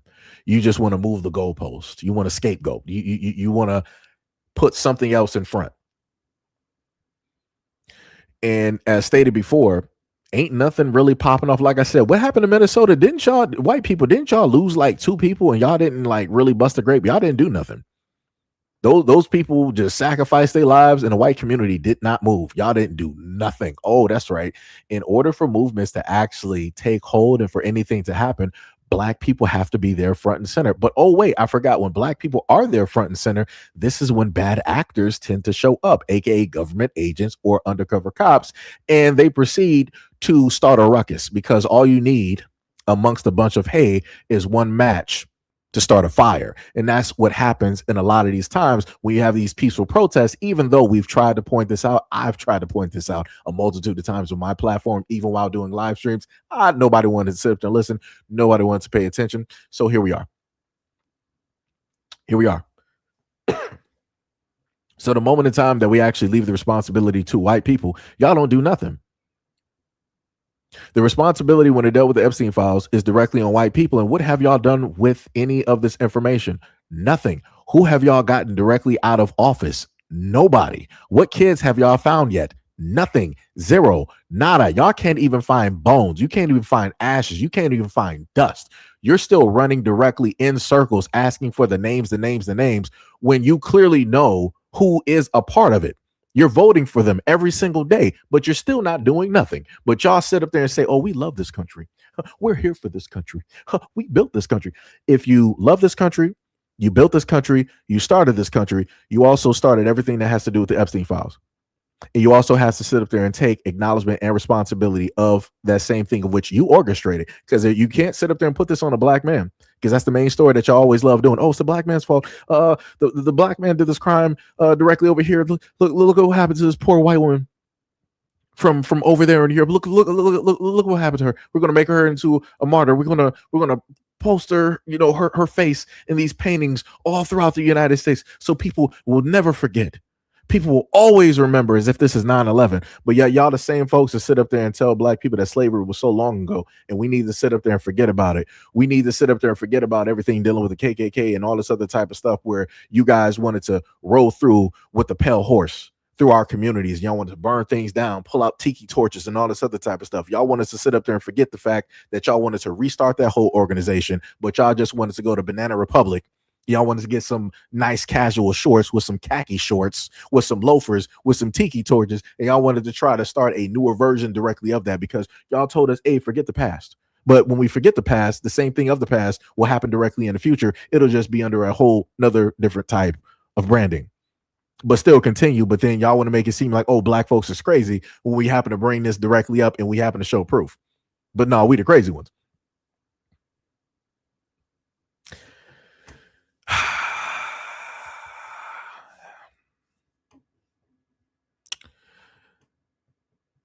It's crazy out here. The main country that, like I told y'all before, these are the main folks that sit up there and say that they are the most religious and that in God we trust. And I keep asking y'all, when y'all open up your wallet and you look at that money, what God are white people talking about? A multitude of times throughout a lot of these live streams that I've done, I've given y'all information on different pagan gods that people have decided to sacrifice their kids directly to, that people went out there and set up there and worshiped. Nobody to this day can sit up there and tell you what God the United States government actually believes in. But yeah, we still follow everything that the United States does and what it is that they do.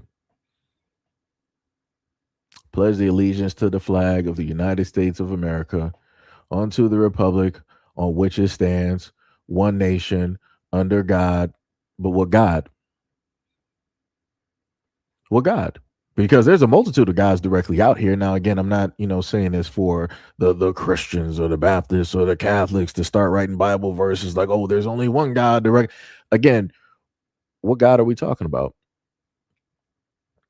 Because when I look at a lot of these countries and a lot of the abhorrent things that take place and happening, I'm trying to figure out where is the supposed God at, especially dealing with these kids. Because all of these prayers that people have been doing over the years, I don't think that your prayers are getting through. And I don't think a lot of y'all are receiving answers, because it seems as though that the most innocent amongst us, meaning the kids, are the ones going through some of the most horrendous things and always ending up missing. But yet some of the most horrible people are the only ones that seemingly are getting their prayers answered by longevity, by life, by money, by fame, by celebrity, by any type of power. So I'm just a little bit confused. Again, I just simply ask a question. What God? That's all I'm saying. That's all I'm saying. Everybody's doing all of this praying. Everybody in America has been told to pray to God, pray to God, pray to. Which God are you praying to?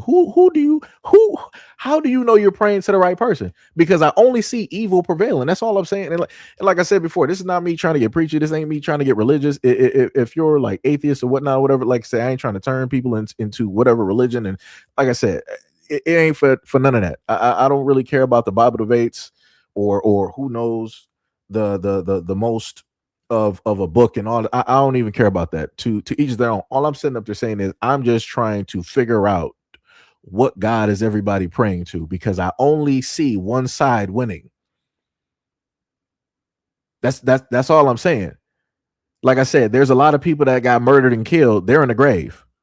But the people that did the murder and killing, they're locked up and they're getting 3 to 4 square meals a day. They were in jails and prisons playing the newest PlayStation 5, soon enough the PS6. They got Switch 2s. They got Xbox Series X's in there. They got full-on internet and Wi-Fi going throughout there. They got the newest iPhone. So I'm just trying to figure out, like, somebody has to make it make sense directly to me, because it's not making sense.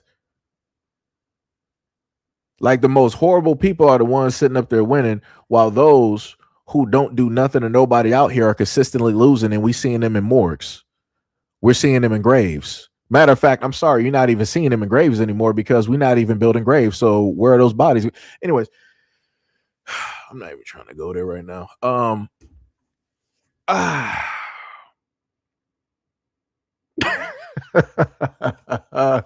I'm tired. I'm tired. Think I'm just tired.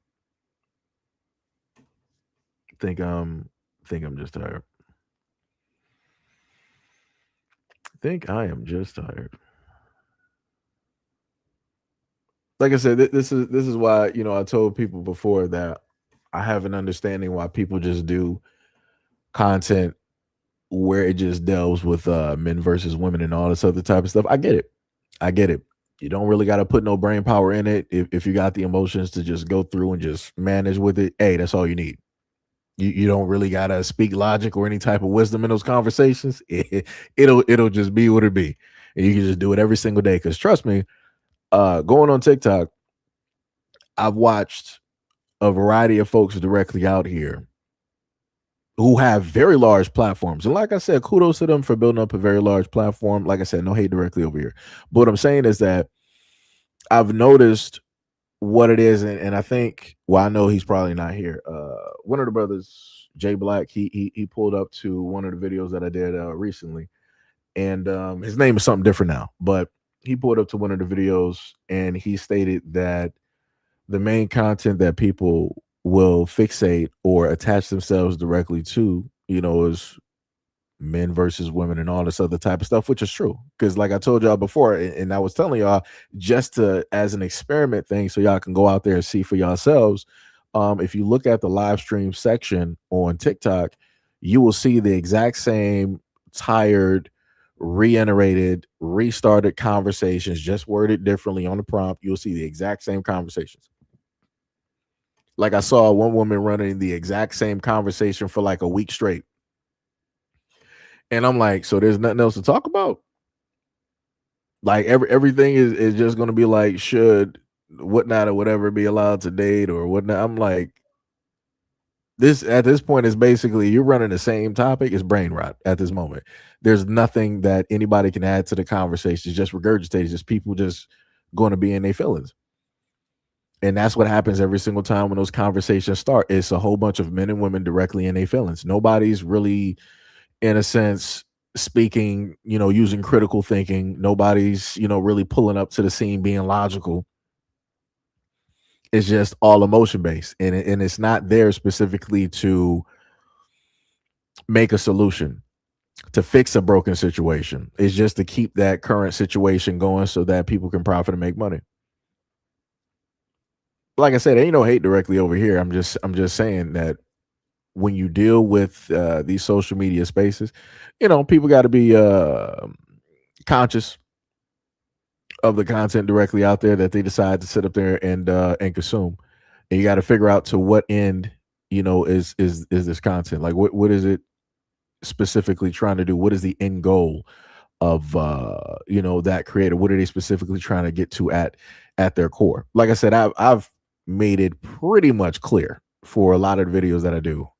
what's the main reason behind all of the topics that I've talked directly about, or even if I stay fixated on something for a point in time, I've specified in a variety of videos why it is, so that people aren't blindsided, so that people aren't confused, and all this other type of stuff. But like I said, I don't know. Like I said, I've been on this landscape for a very long time, and just as often as I can sit up there and say that the adults don't care about the kids, a lot of people, in a sense, don't care about content that they consume, every single day. And like I said, I tell people to, take breaks. Even if that means you gotta take breaks from my content, it be like that. You gotta worry about your health. You gotta worry about your sanity, all that other, type of stuff. I don't know. I don't know. Do not know. Mm-mm-mm.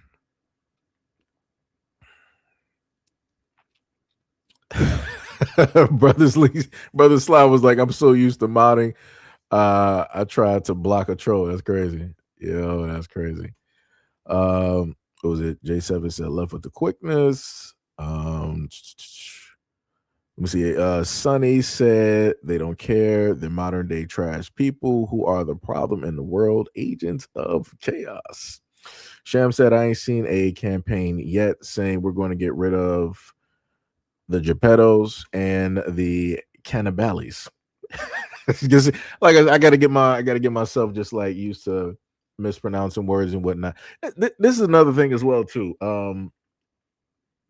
Something that I do want to highlight just to let people know, just in case they may not know anything about, and this is specifically dealing with TikTok. Let me see if I can find the young woman's video real quick, because she brought up a very great point that I don't think a lot of people paid attention. Okay, here we go. Let me just look at it. Oh, wait. Ooh. I just thought about that.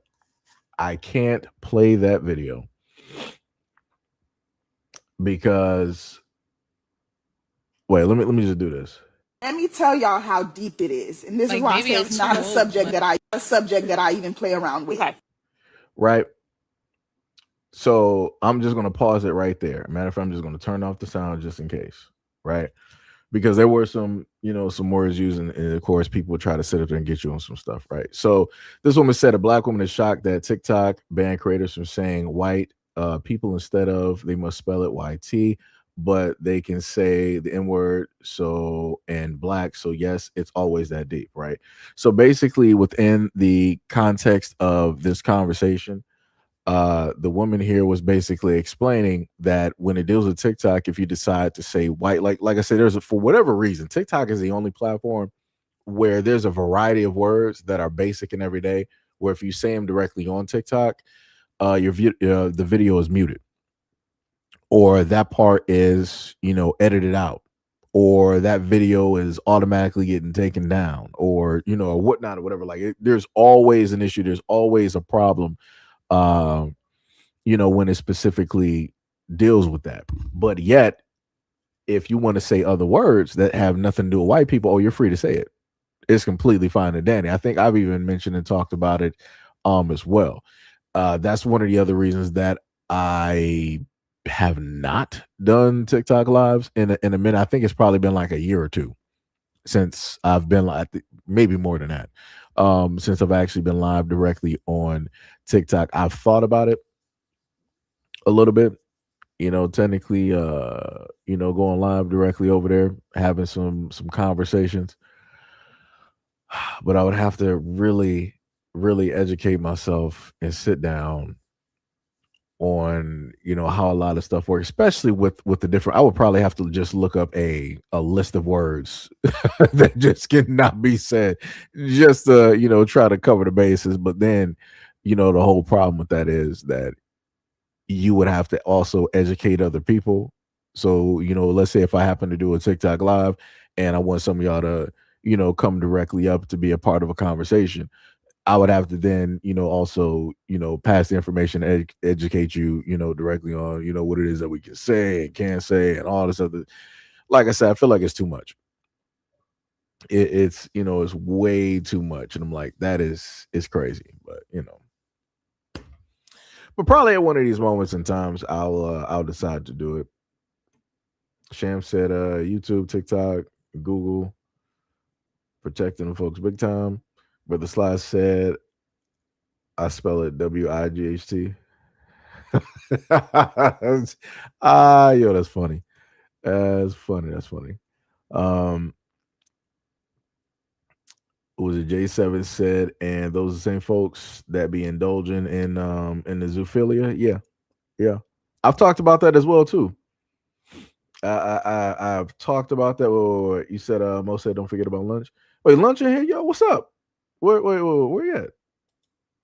Oh, snap, my bad. Yo, much love, respect, and appreciation to lunch for the $15 donate to the channel. Said fully agree with what you are saying, brother. My apology, lunch. I got completely in tunnel vision. So my apologies. I'm so sorry. I got completely in tunnel vision. When I was going through, the whole thing there. Shout out to Mo for pointing that out for me, because like I said, I get tunnel vision a lot, and I'm just locked in. Get tunnel vision quite a bit. So my apologies. Shout out to lunch for the $15 dono, and also shout out again to brother Brandon V World for the $5 dono. Much love, respect, and appreciation. Les said the only reason why they haven't shut down social media is because Trump loves social media. I mean, I guess you could say that, but the real reason, well, I'm not going to say the real reason. One reason I theorize why they haven't really shut down social media is because it's easier for them to track people, right? So let me put it to you like this, right? If the United States government wanted to make a list on the people that they feel have issues with the United States government, and we didn't have social media, it'd be very difficult for them to do. But if they have social media, they allow quote unquote freedom of speech on a lot of these platforms, then they can easily point out a lot of these people and basically get to a moment in time when they'll be like, yo, we got a lot of negative sentiments about the United States and the government and how people feel about it, so we're going to label them as a terrorist group. They can't really specify a group, but they could easily classify and be like, yo, people who think like this are basically a part of this terrorist type of group within the United States. Then they can then try to say that, oh, these are sleeper cells and these are the real like I said, it can go pretty quick and it can become very, very problematic.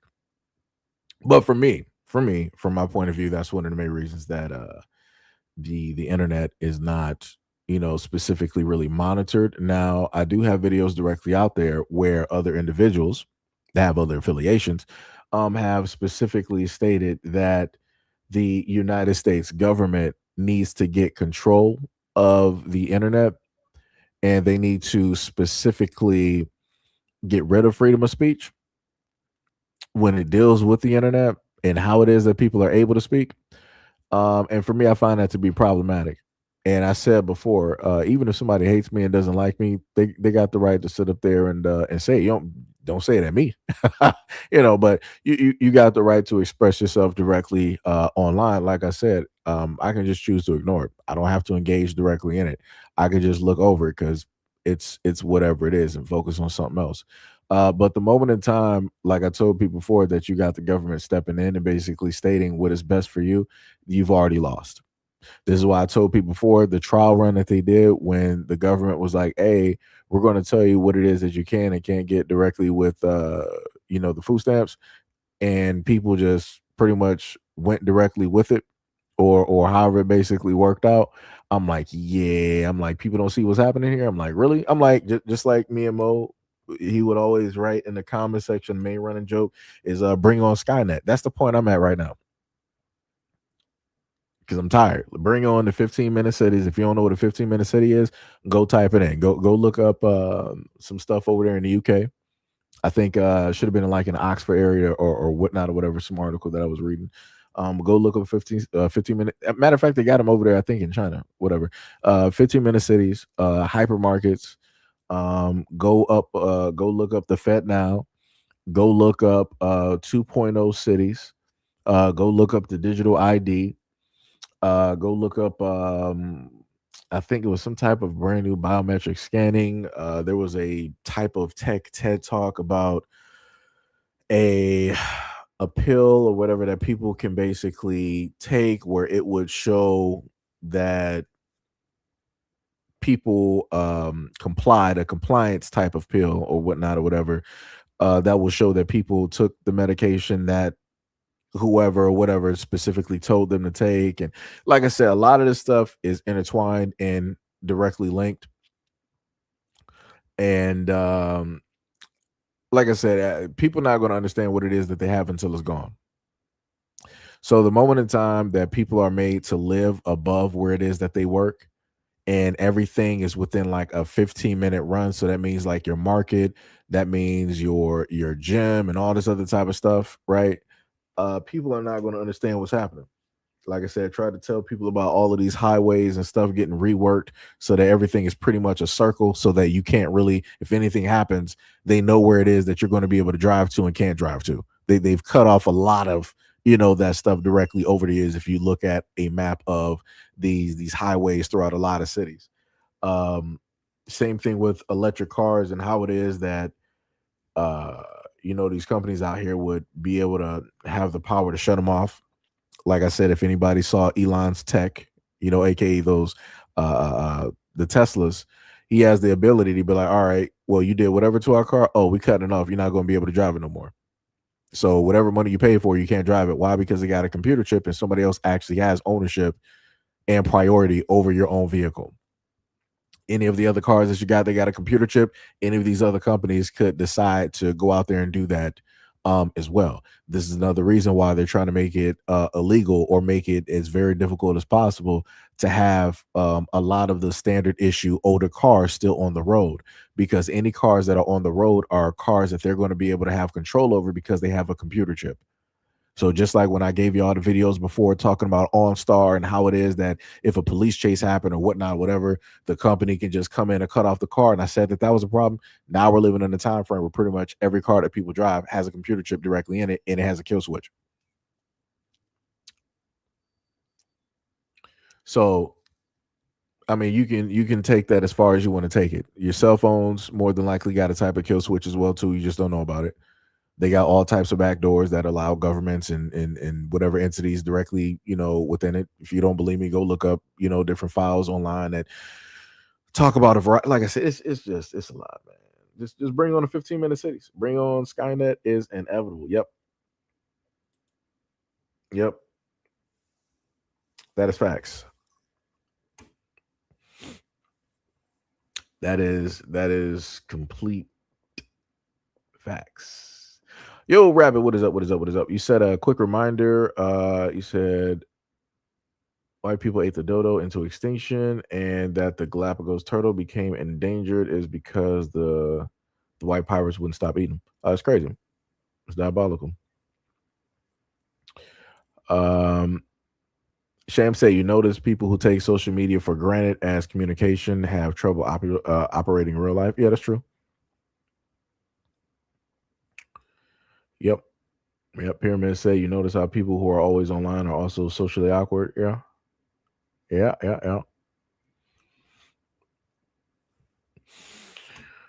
Somebody said, this guy is babbling. LOL. I mean, obviously showing your age, I wouldn't be too shocked from somebody that has Tom from MySpace, the first friend that everybody had. I'm not too surprised. I know what generation you're directly from. I know you're older than me, but as stated before, I'm babbling, but are you actually hearing what's being said? Because like I said, the craziest part is talk about those Epstein files, and I mentioned that, and magically it got real silent. folks like you wasn't trying to say nothing, but or you did and you try to just move the conversation somewhere else. But now when I'm talking about stuff that anybody else could look up, like I put it to you like this: anything that people wanted to list from the last like 20 to 30 years, where quote unquote conspiracy theorists, the crazy people out there.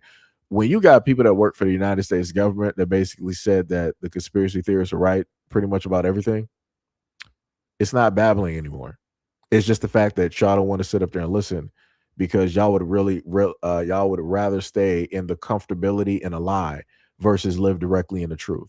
That's the problem with a lot of folks out there. And also dealing with the Epstein files, people would rather die and live in ignorance versus going directly into that truth and trying to fix that situation and make sure that it's the first and last time that it ever happens.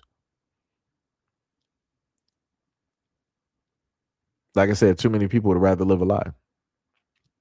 This is why the government is still the same. This is why everybody's still paying taxes. This is why everything is still happening the way it's still happening. This is why jobs are still getting outsourced. This is why these billion or trillion dollar companies are able to get tax refunds that are hundreds of millions or billions of dollars. And then when you want to do your taxes and get your refund, what you get like what, 2, 3, maybe $400 or $500. But then you got H&R Block taking what, 300 directly from that. So you pretty much don't get anything. And then you got to pretty much work the rest of your life for what? When's your retirement? If you're going to have retirement, when's your Social Security? If you're going to even have that, what about your IRA and all these other types of things? Matter of fact, what about people even owning homes at this moment in time?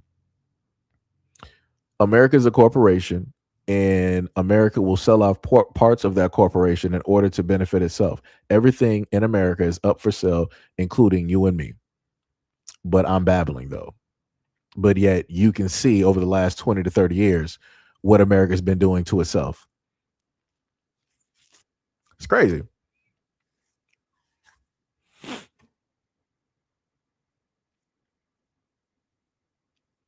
It's diabolical.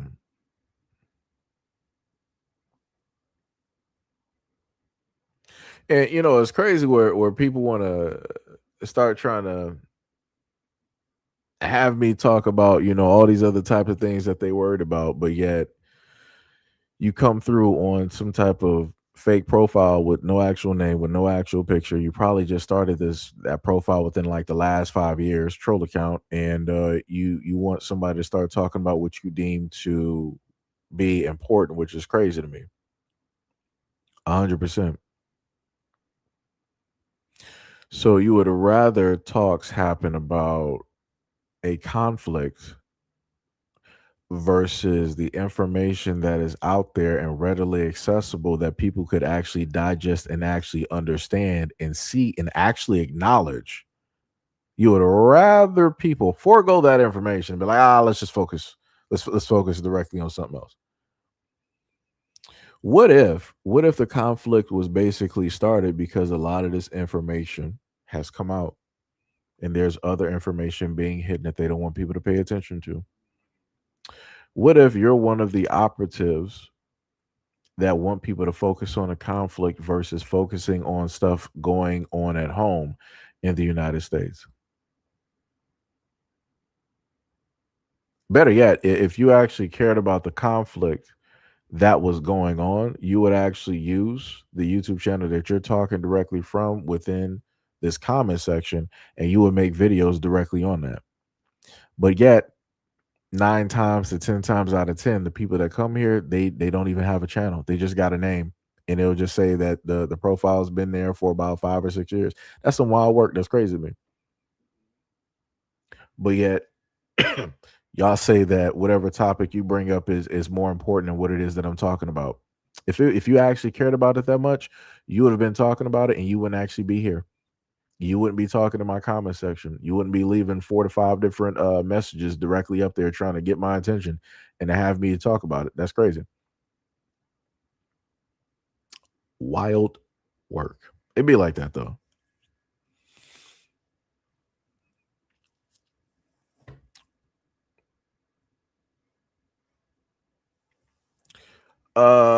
Do. It says that black women are shocked that TikTok banned creators from saying white people. Instead, they must spell it YT, but can't say other words and black. So yes, it's always that deep. No problem. No problem. No problem. No problem. Affliction, affectionate. What is up? What is up? What is up? I said affliction. I'm thinking about playing Towerborn. My bad. Sham said the crazy part is that the Geppettos are picking fights with the other folks and they targeting that area for a reason. Yeah. That's one thing I knew about. Well, I'm not going to say that I knew. That's one thing that I understood from watching and reading about a lot of things, right? Everything is for a reason. Things happen for a reason. Things don't just happen for, random occurrences. But yeah, like I said, whenever hey, what is up there? Tippy. Tippy is late as usual. Let me tell you something. Gotta get on Tippy on purpose because she was up there like, yo, it's amazing how you went live and you didn't sit up there and let me know you went live. I thought you got the notification, Tippy. Because she said that to me last time. Sham said you missed all the racist trolls. Yeah, they were here earlier. They were here earlier, and I probably missed out on. I said that twice, but maybe I missed out on quite a few of them because I had tunnel vision. Tippy up there laughing. Yeah, because you know what I'm talking about, Tippy. You know exactly what I'm talking about. Um, let me see. Tree said, "Is that Jasmine Crockett?" Huh? That don't look nothing like that. Looks nothing like Jasmine Crockett. Those are two different what's the names? Natasha said Geppettos is crazy. You gotta say stuff differently. Again, I'm trying to prepare myself to at any moment in time, happen to, pop up on TikTok. So I gotta get my words, a little bit different. That's what I've been trying to do over the years. So that's why people always talk about, oh, you mispronounced this word and you say this instead of that. You don't say how it's actually pronounced. Yeah, because for the best way I could put it is like when you black, you gotta try to reword a lot of stuff, in order just to get messages directly through. Like you can't you can't just like come out and just say stuff like, it's crazy out here. It is crazy. It's crazy. Um, let me see. You said no. Sham said no, that's not her. It's crazy how it fits though. I mean, yeah. Yeah. That's another reason why I find that one that word technically to be, a little bit funnier. And then also going back to Disney and a lot of the things, dealing with both the Disney cartoons and also dealing with the kids who were Disney stars. Like I said, it's a whole thing. It's a whole thing. It goes direct. Oh, you know what the funny thing is? I forgot to mention. So there is another story out there that people don't know anything about. People can look up Oracle and specifically what that company is and what that entails and who is running Oracle. When you find out what Oracle owns, it'll be quite amazing. So there's a merger that is going on at this moment in time. I'm not sure if it's complete or slash finalized at this moment in time, or if they maybe still need to work some things out. But there was an article that I went directly over where they said that because of the merger, you will more than likely soon enough in the future, you'll see both Nickelodeon and Cartoon. That's how big this merger is.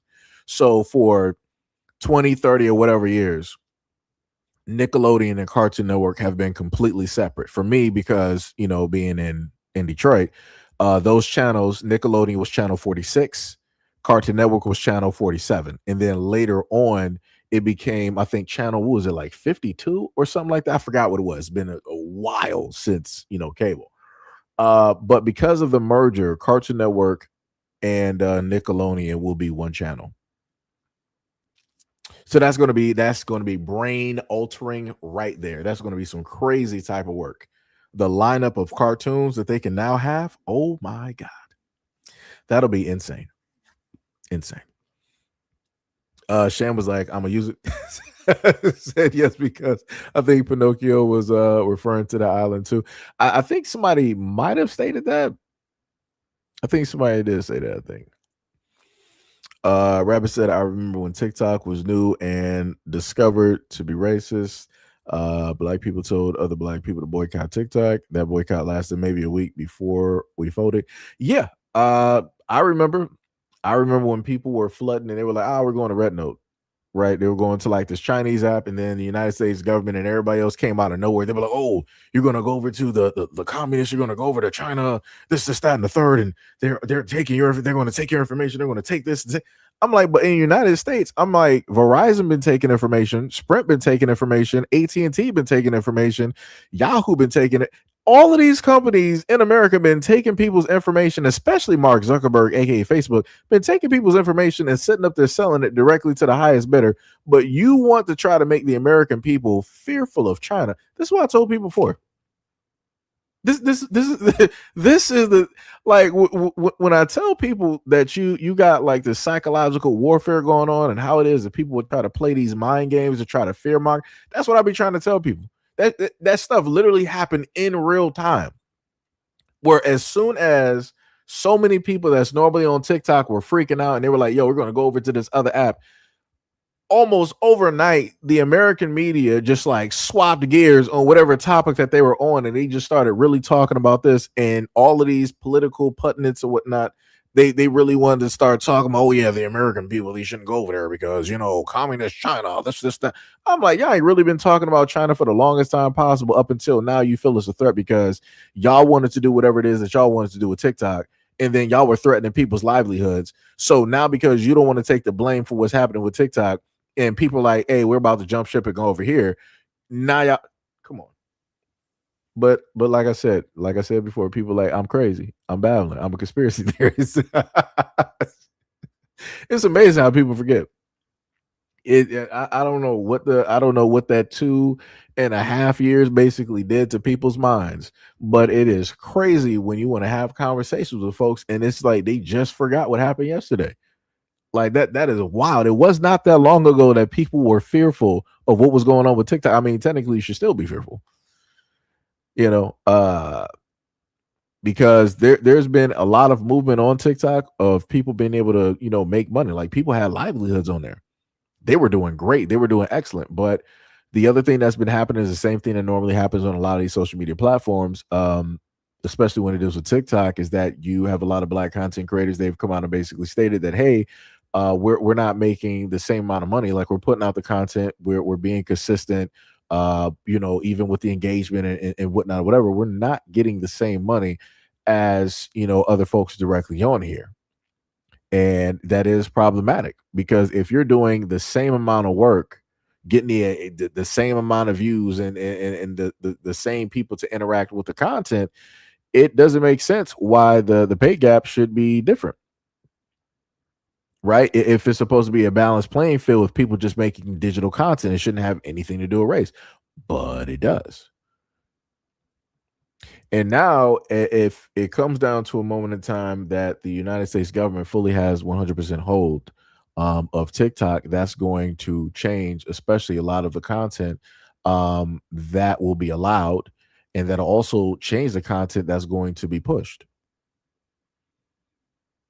So, yeah, Sam was like, the owner of Nickelodeon is a Geppetto. Oh. I gotta remember who that is. Now, are you referring to the dude who worked there, Schneider? I feel like that may be who you're referring to.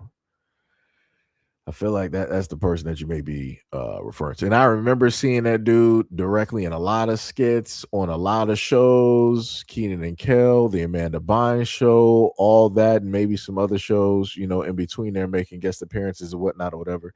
And it's like, it's crazy to find out the stories that are there. I'm like, ooh, that is wild. Like I said, I feel sorry for a lot of those young kids. Like I said, the Disney stars, I feel sorry for them. Nickelodeon stars, I feel sorry for them. Like I said, there's wild stuff out here. Wild stuff. Yo, Gail, what is up? What is going on? What was it? Rabbit said, I think black people failing to boycott TikTok when it was new was a sign black people lost the battle against capitalism. I mean, it'd be like that. That's crazy. This man Mo. That's wild. Shan was like, no, the Schneider dude, he's a part of yeah. That's 100%. Yeah. That's 100%. Gil up here talking about some he.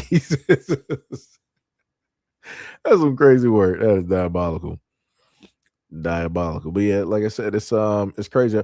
But this is the one thing that I told a lot of folks before. And I have seen some of y'all directly out there on these social media streets. Maybe not so much on TikTok, but I've seen some of y'all directly on on X, going tooth and nail and back and forth with a lot of folks directly out there and putting information out there. Like I said, much love, respect, and appreciation. Like I said, y'all got some up and coming growing platforms, and y'all doing some stuff to try to bring awareness to a lot of folks and educate people. Like I said, much love, because you can't depend on one person to try to sit up there and do it. Everybody got to try to chip in and do something. I'm talking about if you have the time and energy. I ain't talking about for everybody, because a lot of folks don't got time for themselves. Right. So, you can't expect everybody to do something, but you got some out there that do got the time and energy, and every little bit helps and and accounts. So, shout out to y'all. Tippy out here telling people, Tippy like, Gail, you showed up a few minutes after me. That's crazy. That's wild. That's crazy. What is it? Faith said they still burning down Black people progress. Sham said the owner of Nickelodeon is also the owner of Paramount Global, and he has been tied to the files as well. Some crazy work.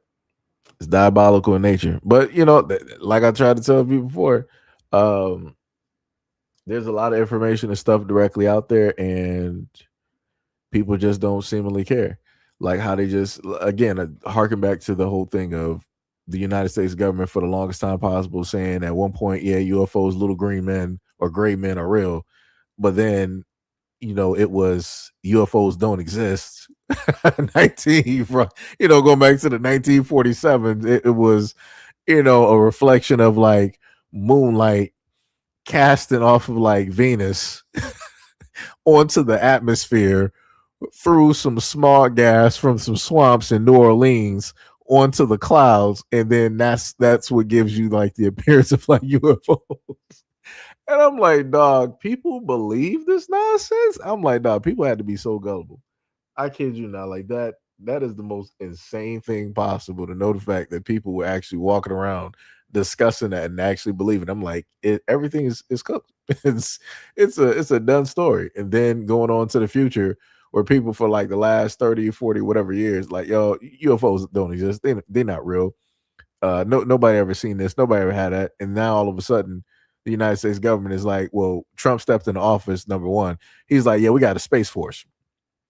So we got an army for space. What's out there in space? I thought we were the only ones here, right? Going back to the Bible, we're the only ones in the universe, right? God didn't create nothing else. There's nothing directly out there in these cosmos and this planet or planets or whatnot. It's only just humans. We are the greatest things ever to be created, right? But now we got a space force. And then the United States government's like, yeah, we're going to give y'all unclassified documents talking about UFOs and all this other type of stuff, and how we receive radio signals, and we've had some inaudible conversations, and then them also sitting up there saying like, yeah, we have extraterrestrials both above in space and also below in our sea waters. Huh? And people didn't lose it. People didn't sit up there and say nothing. But then people decided to believe the government, or at least Florida, when they sat up there and said like, yeah, remember those kids in that mall where they sat up there and said they saw like 12 or 20 feet beings and portals open up? No, it's no such thing as portals. No. They never saw any of those things. What happened was, it was 5 kids with fireworks or maybe some gang related activity, and we had to bring the whole state of Florida directly to that mall in order to get everything, pretty much quieted down, on top of the fact of confiscating people's cell phones. And people were okay with that story. people just believe that story and just let that directly be. All I'm saying is that over time, over these last few years, they've given a lot of test runs to see how people are going to react to a variety of information and how quick the change in however quick the change in information is, again, how it is that people are going to react to it. The greatest reaction that they ever got was during the pandemic from the American public. That was the greatest reaction that they ever got. And they're trying to figure out a way to duplicate that, and they can't. I mean, technically, so to say, but using this other stuff is not going to specifically work. It's not going to get, people into compliance, and it's not going to do a variety of other things and whatnot or whatever. But, like I said, it's a lot of test runs going on out here, and people are not seeing it. It'd be like that, though.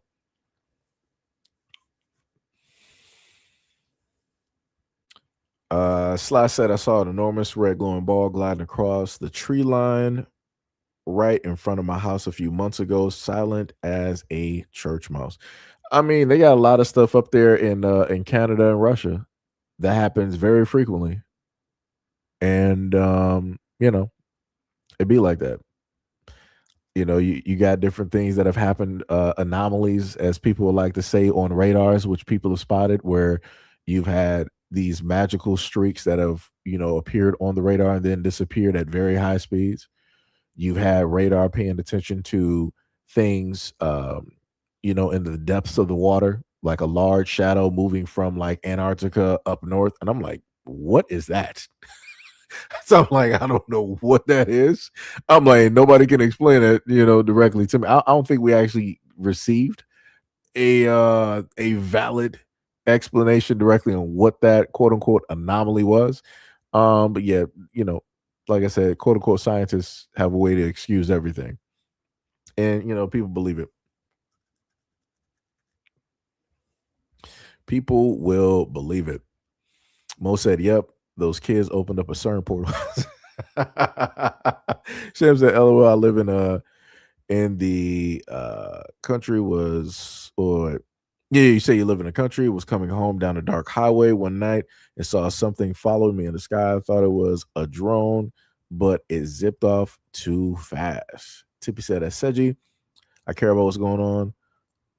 But I'm not a superwoman. I'm not a female version of the equalizer. This woman every single time. Every time Tippy does this to me, Shem was like, whatever it was, they really don't something too much about abducting black. They don't care too much about abducting black people. Yeah. I think Ronald typed in hi. So I see what is up. What is up? What else?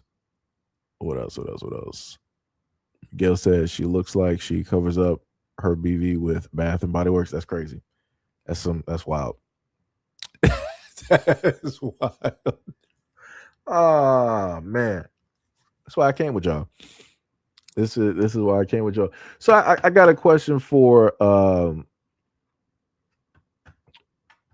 my mods that are currently here. Are you guys normally on TikTok? Let me know for my mods.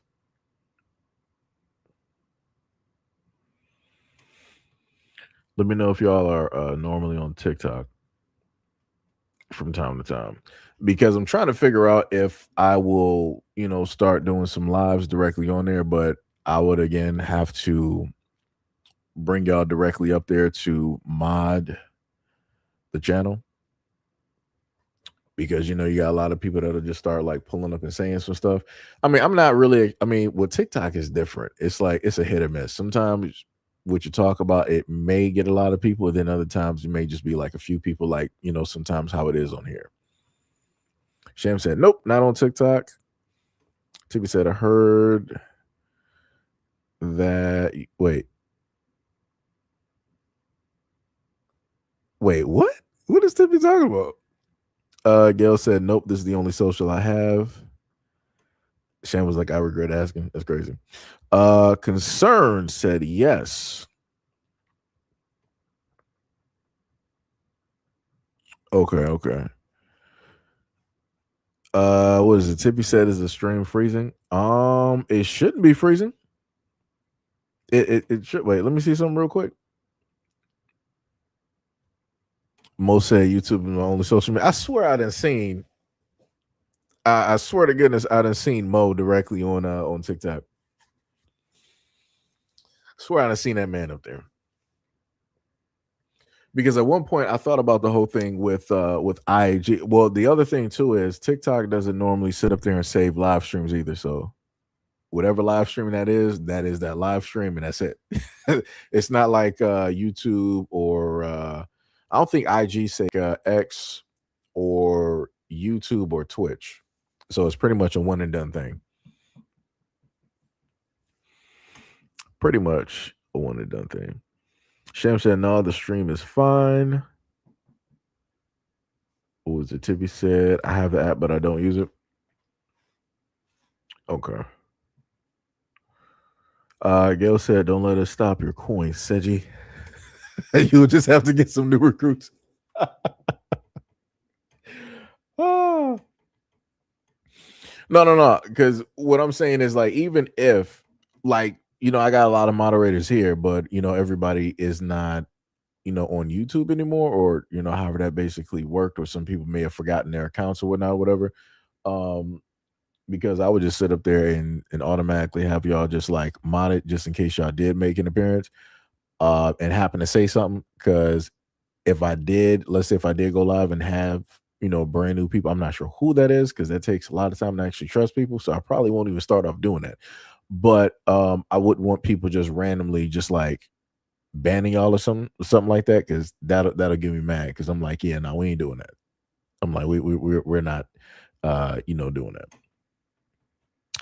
Mo said, to become a mod, you have to record yourself doing 3,000 push-ups in 30 minutes and email it to this man crazy. Concern said, I think TikTok does save lives. I know I'm not going to say that I know. I think if you have the app directly on your computer, maybe you might be able to do it. But I haven't noticed lives actually being saved. Like if I happen to venture to somebody's page that's live right now, and let's say I wanted to go through a catalog of their previous lives, I haven't really seen those. So I'm not sure. You might be correct. Maybe I didn't do, you know, enough, you know, research directly on it, but you know, I'll sit up there, I'll check it out. I'll see if those actually get saved. Sham said, I can mod for you on TikTok if you want. Tippy said, unpopular opinion. I got you, Sham. Tippy said, unpopular opinion. I don't really like that song. This woman is still on that song. Tippy said, I could get on TikTok. Only Tippy. Oh my goodness. Only Tippy. So yeah, might do that, you know, have some different conversations, because I remember, because I think we tried to have Gail on live before, and the link was not properly working for Gail. It just wouldn't let her in, and I'm like, I think about that a lot, and I'm like, man, it was a lot of conversations Gail could have been a part of, but I knew she was kind of frustrated directly with just trying to get in there, about to just sit up there and like throw the phone. I'm like, all right, gotta figure out something different. I think I may have, because Tippy was up there like, yeah, play one more video. I do have another video, but that video is gonna fly into a whole nother direction. A whole nother direction. And I'm trying to figure out, because I do have another video directly for you guys a little bit later. I got about 2 videos that will be coming up for you guys. When is the video? I think it's about 6, possibly. It's about 5 or 6 o'clock. It'll be pulling up.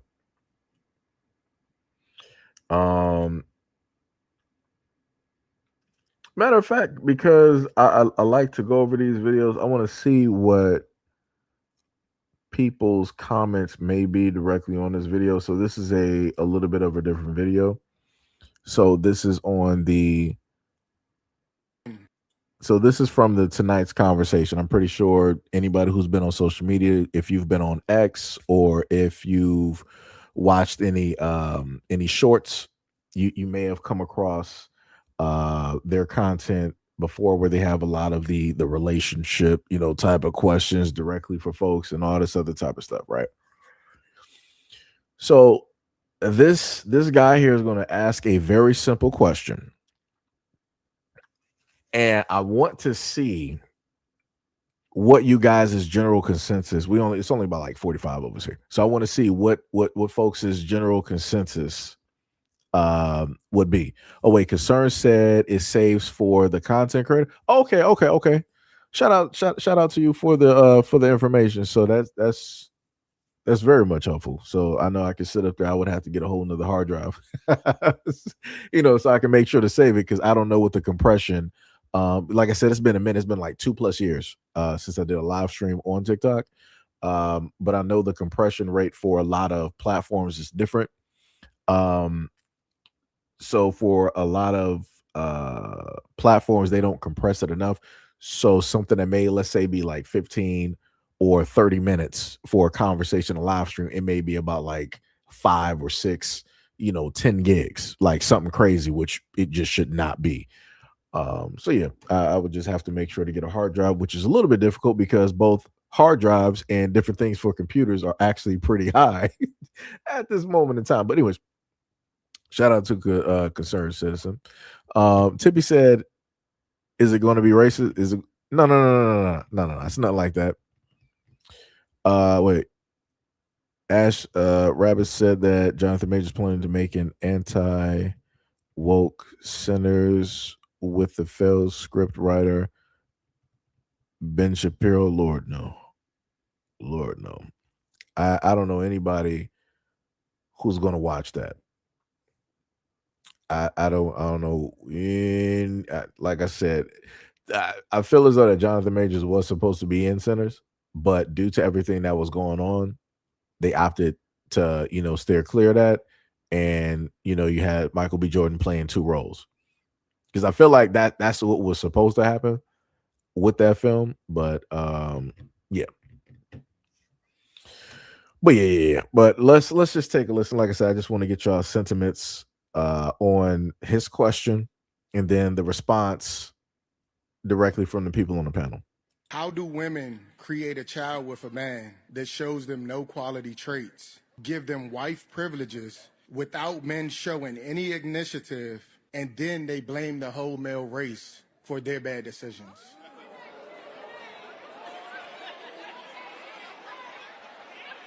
It is a woman's decision when she's choosing the man who she's laying in bed with, who she knows obviously that can create a child. If you wouldn't want your son to be like that man, ladies, you shouldn't be in bed and procreating with that man. Us women do need to do a better job of choosing ourselves in men. Why do I say that? Because we're seeing others who we are, not who they are. So we're choosing parts of us in that man. So whatever is in that man that we're choosing that's dysfunctional, that's toxic, that's unhealthy, those are parts of us that we need to work on, we need to fix. That's our self-love muscle that we need to get up. That's also us having a sense of self and alignment in who the we are, because as we know who we are, as we are better women, we choose better. When we choose better, we date better. When we date better, we marry better. When we marry better, we family better, and we raise better kids. Clap it up, clap it up, clap it up, clap it up.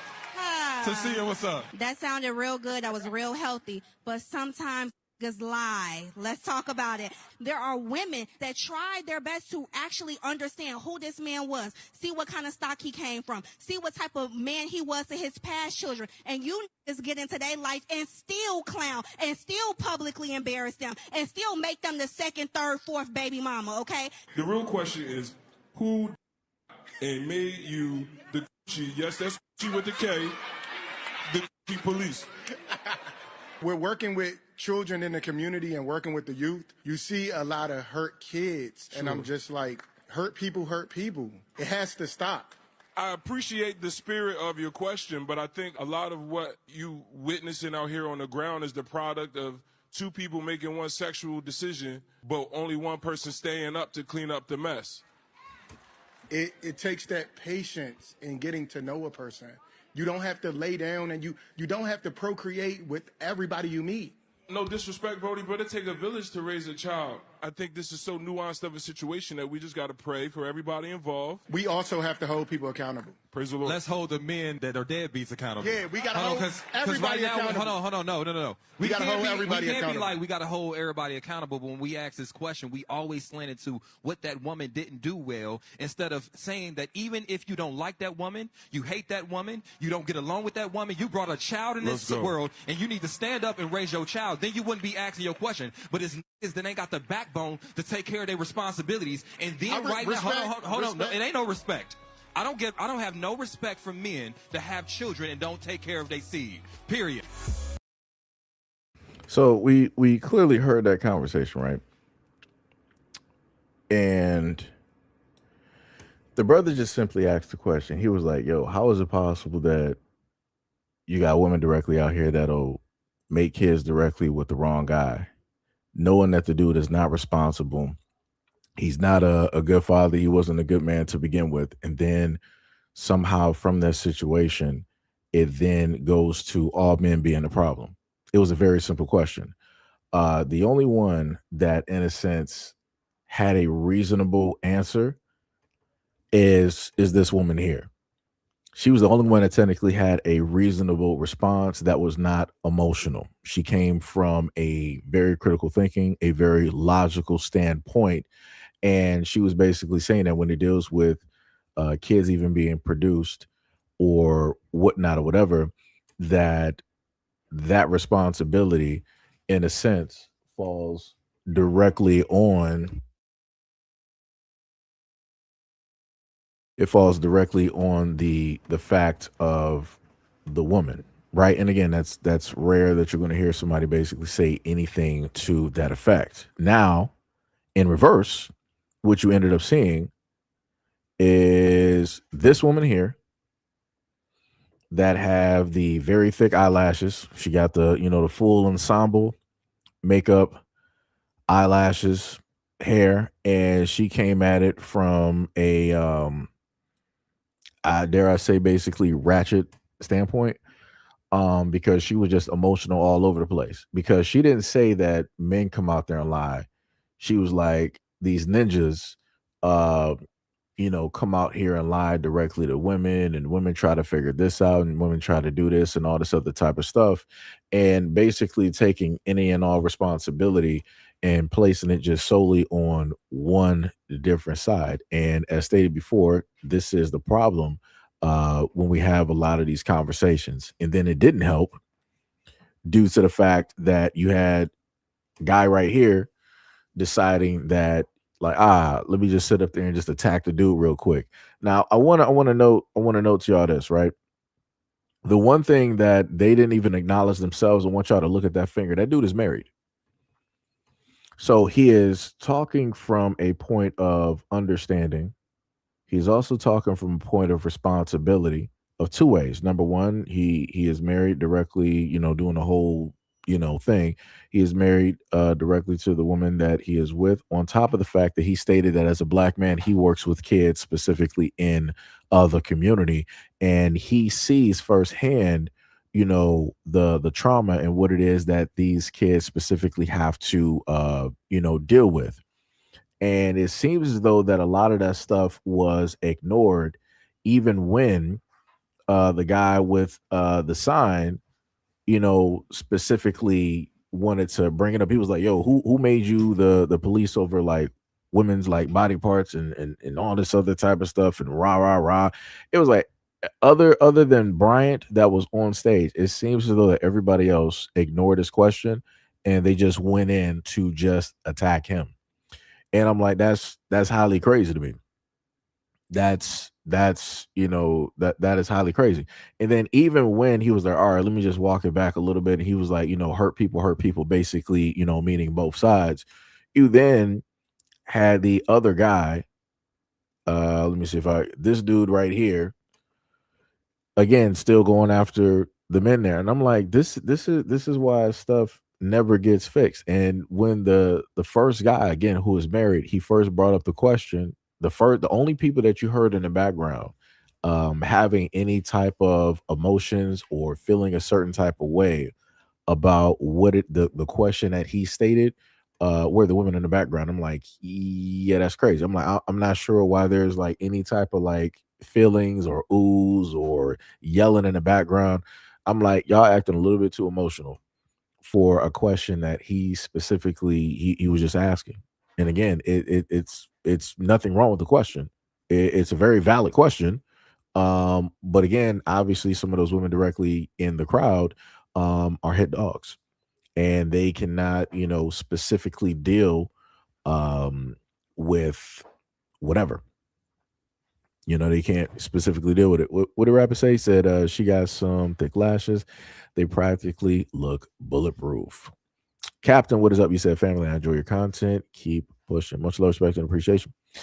Tippy said, but let's not forget that video of the black dude that said men lie and manipulate women to get what they want from them, use them, and ghost her. Then he said that if men tell the truth, women would not want them. So in that video that you're talking directly about, Tippy, from what he was basically stating, there is a bit of truth directly into that. It's not all guys. So you'll have some guys out here that understand that you got women out here that like being directly lied to. So a guy will put on the whole thing of like, I got, a whole bunch of money. I'm doing this, I'm doing that, and all this other type of stuff, because he knows that that will just so happen to attract those women. And a lot of those women that are attracted to that guy for superficial reasons will fall directly for that guy for those superficial reasons. They're not falling for him because they believe that he has a good heart, because he's a good man, because he's going to take care of them emotionally, and he's going to be there, sympathetic and empathetic, and all this other type of stuff. They fell directly for that guy per that example for very superficial reasons. So again, I can't sit up there and say that I feel sorry directly for those women that fell directly for that. If you're only into guys for superficial reasons, and a guy lies about those superficial reasons in order to get to said woman, that's directly on that woman. Because people have stated before that when you deal with dating, it shouldn't be superficial. You should be looking for things that, in a sense, can't, I guess, be, I guess you could say, like faked or copied, like things that are very much authentic. And when people have a certain authenticity directly about them, that'll bleed directly through beyond anything else. Right. But again, in a lot of instances, when you have, women saying a lot of things, 9 times out of 10, it's usually the wrong guy. And a lot of women know who the wrong guy is, and they know who the right guy is. Because when you look directly, and I'm not going to sit up there and like, oh, it's all women directly.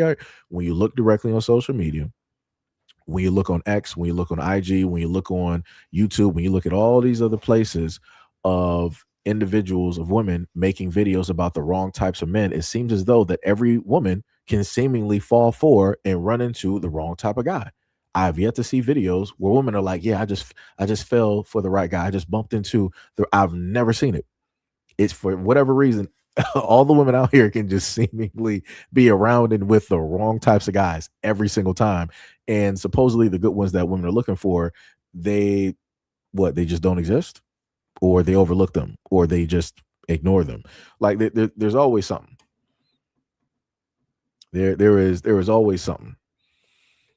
Mo said, yep, I listened to the guys on the panel, but I don't understand simp babble. Yeah, it's like I said before, the guy he came with a very logical question, and it dealt with the generalization that happens when women are specifically talking about a minority group of men that they happen to run into that have these characteristics, and magically a lot of women are running into those guys with the exact same characteristics, even though a lot of women will say that they're different. They're not the same as every other woman and whatnot or whatever, but magically everybody has all women have these exact same stories. Something ain't making sense. The math is not mathing. That's, it's pretty much, that's all I'm saying. The math ain't mathing. But yeah, that dude, he said quite a bit of stuff. There was one brother directly on there. I don't think he's there anymore. And he specifically stated stuff from a logical standpoint, yeah, the brother's name was Trip. I think Mo, you might know who I'm talking about. The brother, I think he may be bald. I'm not sure, but he normally wears like the knitted cap. He got the glasses and he has the beard. And when he basically speaks, it's almost as if everybody is like silent. And he comes from like a very logical standpoint. And depending on what the conversation needs, he'll even go directly at both sides, when it deals with the conversation instead of just dealing with one side. Versus when you have a lot of these other folks that are directly on these panels, they will just decide which one they want to sit up there and attack. So when it dealt with quote unquote Dr. Bryant, she decided, all right, I'm a woman, let me sit up there and speak from a woman's perspective and just deal with the women's side of things. The other woman and then the other two guys, they were like, nah, miss me with all that. We're going to specifically just put all of the blame directly on the women, and we're not going to blame we're going to put all the blame directly on the guys, and the women are just going to go by unscathed. I'm like, that's crazy. Like, that is wild to me, especially given the fact that the guy asking the question, he specifically stated that hurt people hurt people. And at the end of the day, the kids are the main ones that suffer the repercussions from the poor decision making of a lot of the adults, of the parents. Sham said, I still can have kids but don't want them. So what I do, I don't be. Well, let me reword that. Sham is saying that she doesn't be out there, right? And you said, I make sure that the dude I'm with understands that I don't want no kids. I keep myself protected and I'm okay without having relations. Tippy said, I don't like you telling women that you love them, playing the good man only to sleep with them and to dump her. How is that the woman's fault if he is lying? That's why women say women should stay virgins to marry. So the problem with that, Tippy, is that in a lot of instances, when you listen to women have these conversations on podcasts, they will admit the fact that they don't mind guys out here lying and that they already understood what it was, that it was fake from the beginning, but they just opted to overlook it. Far too many conversations that I've listened directly to women where they've stated that, oh, I know that this dude ain't no good for me and all this other type of stuff and rah, rah, rah, and all this, but the physical needs overrode everything else. So because he physically met whatever standards, all the other stuff that women normally say that they care about, that didn't matter. They were like, I'll put that on the back burner. I'll forego that. I will deal with what I need to deal with as long as I need to deal with it up until the time comes. So again, even looking at the conversations that women have, a lot of women will tell specifically on themselves about loving or being in relationships with the wrong guys on purpose for their own selfish needs and or gains, not for anything that's going to specifically build them up, that's going to feed them internally, meaning their confidence or knowledge, intelligence, and pedestalizing them and all that stuff that women like to sit up there and say online. But it's more so just for the bare bone physical needs that they seek directly from guys. So that's why I said earlier, for me, I don't really feel sorry when it deals with a lot of those conversations and all of those videos that I've watched where women want to just specifically complain about all men this and all men that and all. I'm like, you're not taking, responsibility in the role that you played. And that's the problem when it deals with a lot of these conversations. A lot of women don't want to be honest about the role that they played, how it is that they ignored red flags, that they overlooked the quote unquote good guy. They went specifically after the bad guy, meaning that there are television shows right now where very educated women who got college degrees and everything are in relationships specifically seeking out guys who are in jails and prisons. They'll have their conjugal visits and all this other type of stuff, or maybe the dude is about to get out. But those educated women are going directly after convicts. Somebody has to explain that to me. Like, that doesn't make any type of sense. And a lot of people like to have the conversation where they were like, hey, women need to have discernment. I don't know where that discernment is, because you're dealing with somebody that might have been locked up for like 7 to 10 years. You don't know what that man went through, what he's specifically seen, what he's specifically done himself. You don't know what you're getting when you're dealing with that. But you know, you got women out here that's like, oh, I'm just going to sit up there and leap of faith and take a chance as if it's Assassin's Creed and they're about to actually hit a bale of hay. But no, you're going to hit jagged rocks after you jump off that cliff. But you know, you can't tell nobody nothing. You know, like I said, somebody got to make that make sense to me. We should not have, if we're going to, you know, talk about discernment and you know, men being dishonest or lying and all this other type of stuff, then we got to talk about the fact that you have women out here walking through a dark door on purpose, seeking out specific men on purpose, knowing what the end result is going to be, even if they didn't specifically go through it at all. But you got friends, you got girlfriends, you got other women on social media. You know, Whitney Houston said crack is whack. So if Whitney Houston told people that crack is bad, why would you still go through a door and proceed to try crack? That doesn't make any type of sense. It's like it does not make any type of, but you know. LW said all men should not be fathers and all women should not be mothers. I agree. I 100% agree. That's a good one right there.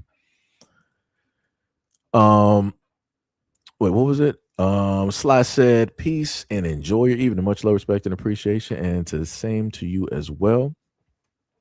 Let me see. What was it? Tibby said, no. Jim said, everyone that wants kids, that's beautiful for them. But I raised everyone else's child and now I can't stand children. I would make the worst mother. I'm so tired of kids. No, that's understandable. Like I said, you didn't get a chance to, you know, have a childhood and you had to raise, you know, other people's kids. I get that. That is 100% understandable. 100%. Sham said, this is why fathers and mothers got to teach them children. People lie. Man tell you he loves you and doesn't always mean it. My father had no problem teaching me that men and women lie. Trust is earned. Right? That's facts. Sham also said that you trust a man you just met or a woman you just met. That's just stupid, not being naive. Be wise. Don't put trust with people like that.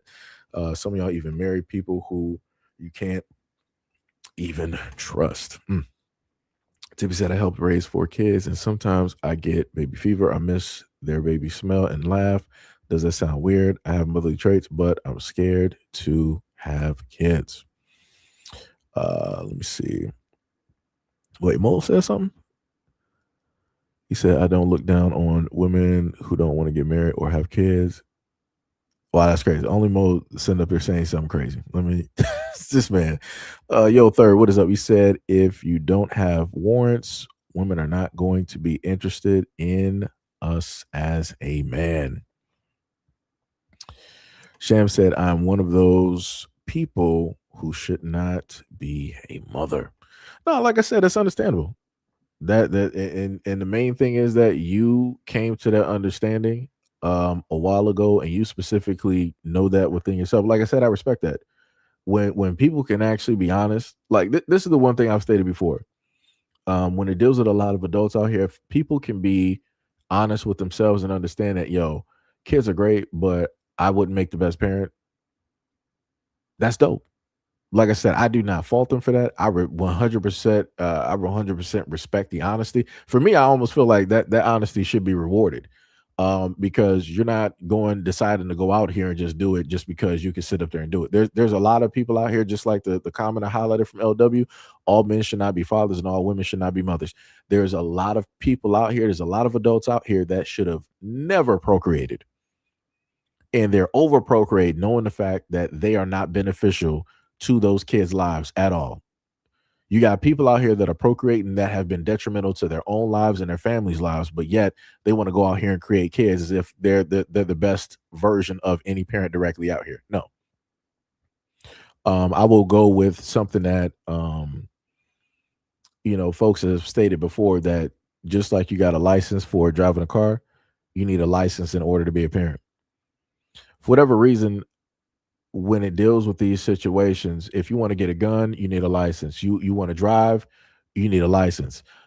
If you want to work in a certain educated field, you need a degree. right? You need somebody to sign off on a lot of the things that even if you want to get a job right now, somebody has to sign off in order to let you get that job. We don't have anybody to sign off when it deals with people being parents. Like that's the everything in life you need a sign off. You need an okay in a sense. But when it deals with kids, you don't. And that's why I sat up there and said before, you got a lot of adults out here that do not care about the kids. Because, if a lot of adults did care about the kids, then it would start with them and them being honest with knowing who it is that they are internally versus it being like an oops, I made a mistake. And now I have to be a parent. Not because you want to, but because this is a situation that you made. Rabbit said at Seji, he said, King 68, the great said as a joke to a woman that he had 12 kids. And since he was handsome and tall, that woman didn't mind. Yeah, I've seen stuff like that before. I've seen dudes do some test runs on that before where the women, figured that the dude is attractive and that's somebody that they actually want to be with. And the dude had like 8 kids. And she was like, okay, that's fine. I can work with it. I'm like, huh? I'm like, wait a minute. I thought y'all just said that y'all don't want to be with a dude that has kids. But like I said before, if the dude is attractive enough, he can do anything. Like I said, if a dude is a killer, but he's an attractive killer, women still want to get married. They still want to be with that dude. They still want to give that dude kids. Like that's how crazy this stuff is. And like I said, I don't know. The world is just jacked. Like I said, the moment in time that I was able to realize at a young age that women are literally seeking out killers and they're becoming pen pals. They're sending love letters, Valentine's Day cards. They're proposing directly to the moment in time that I saw that, I knew it was over. And that's at a young age. Like I said, go back and look at the 70s when you had some of the prominent killers, the 70s and 80s, when you got these prominent killers out there, and the amount of women that were chasing those dudes down and showing up to the court just to see those dudes. Like they literally had fans. And I'm like, this is a stone cold killer. It's nothing. The only thing stopping him from doing that to you is that he has to go through court proceedings. But I'm like, hey, you can't hey, it's just wild out here. It's wild out here. Third said, I honestly don't feel sorry for the women who get dogged out by players. I see it as karma because that woman dogged out a good man before getting with a bad boy. Gail said, if you want to fish, you need a license. Yeah. Yep. And that's the crazy part. If you want to go to a pond right now or some type of stream and you had your fishing rod and you decided to cast that fishing rod into that water, somebody, an ordinary citizen, hey, sir, do you have a license to be able to fish here? We have laws, rules and regulations. You don't want to respond to me? No problem. I'm going to call the boys. I'm going to call, my cousin. He's the police, the chief of police. He's going to be, right down here. Let me just dial him up real quick. Since you don't want to abide by the laws and rules and regulations of the land, want to get somebody down here, bucko, who can do it for you. So, that's what they'll decide to sit up and do. Again, you need a license or a certification or somebody to sign off on something in order for you to do it. But again, even when it deals with your own money, if any one of y'all right now wanted to go to y'all bank and y'all wanted to pull, let's say like $5, $10, or $15 or $20,000 out of your account, somebody has to sign off at that bank in order to allow you to get that money. And then when you want to get that money, you still got to wait. They want to ask you questions like, what is this money for? What are you going to do, with this money? Where are you going specifically with it? Like they have they're interrogating you about your own money. But like I said, when it deals with kids, it ain't happening. It ain't happening.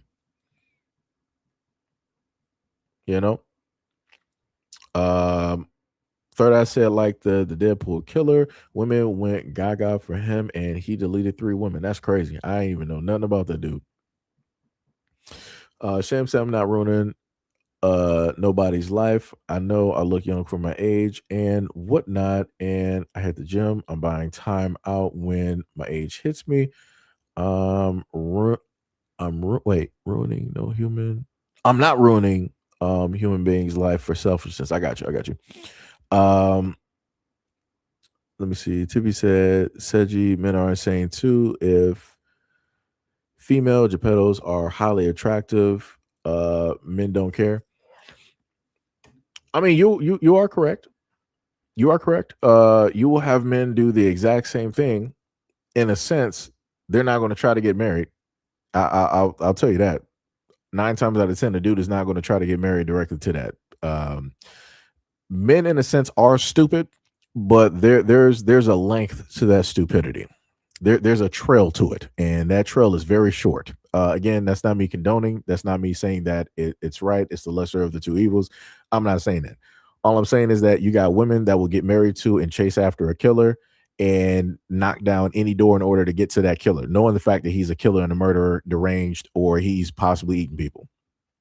When it deals with guys, the guys are like, she's attractive enough to potentially, be with a few times.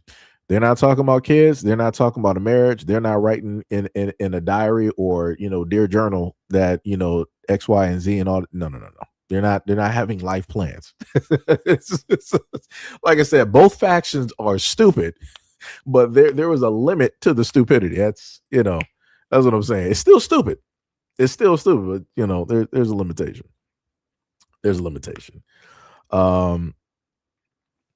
Third says you look up Wade Wilson, the Deadpool killer. Women went bunk. Let me see. I think I might know who you're talking about.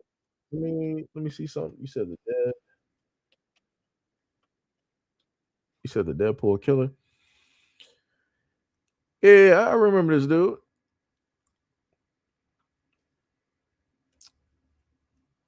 That's wild.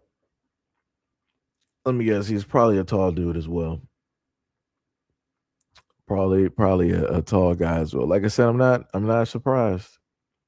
I'm not surprised. Even when you look at the pictures that they have, when you type in Deadpool killer and go to like images, they try to basically put the best pictures directly out there from different angles. They're not really showing like any type of like bad photos, really. It's like one photo up here with like a swollen face or whatever.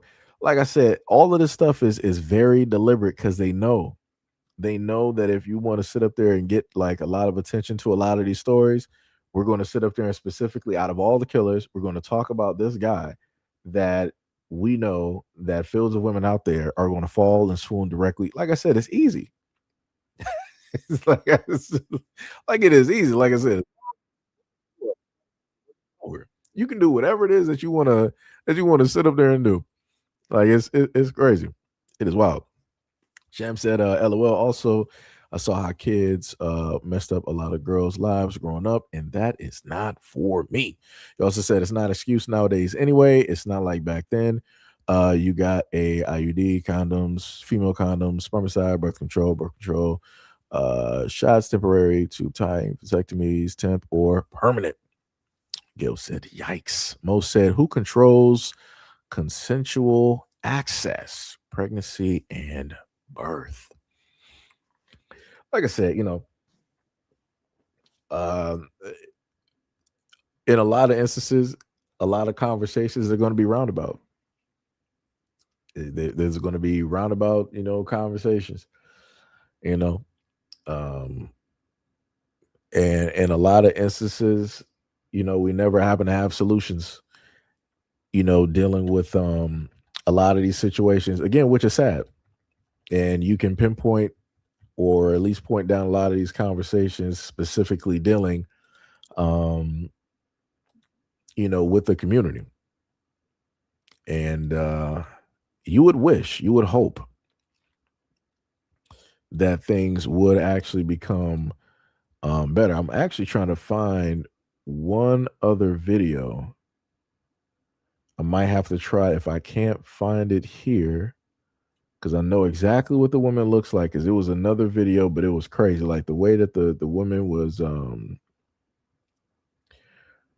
talking, it did not make any type of sense. And I'm like, you really stood up there and you said all of that, knowing that you are wrong for what it is that you even stating at this moment in time.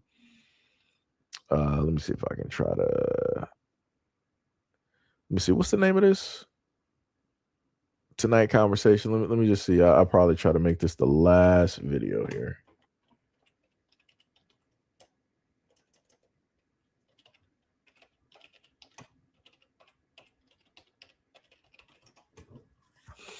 me see if I can find this real quick.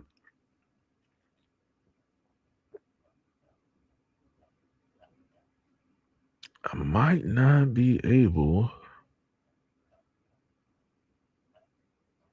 Yeah, because I typed that in. This is a bad place to try to. Wait. Let me see if they may. Oh, they ain't posting it on here for a while. All of this is back from 2023. How do y'all have? They got a whole social media and they have not put. Man, that's wild. All right.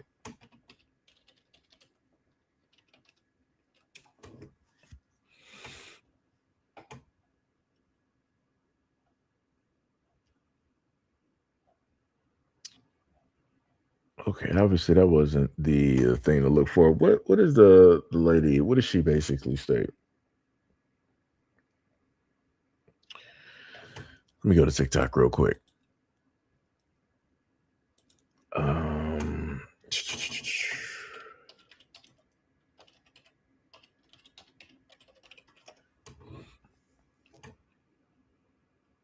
Okay, there we go. Let me see. Nope, it wasn't. It wasn't her. Might be getting. Yep. Let me see. Okay, yep. That's the one, right? Let me just see where.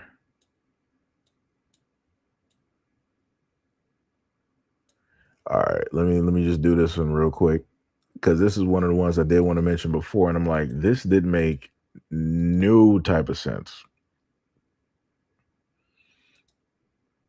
Like I said, social media is a blessing and a curse, because you can get some very, good conversations, and then you got a lot of stupid people that'll just pull up to the scene when it deals with some stuff. So let me highlight this one real quick.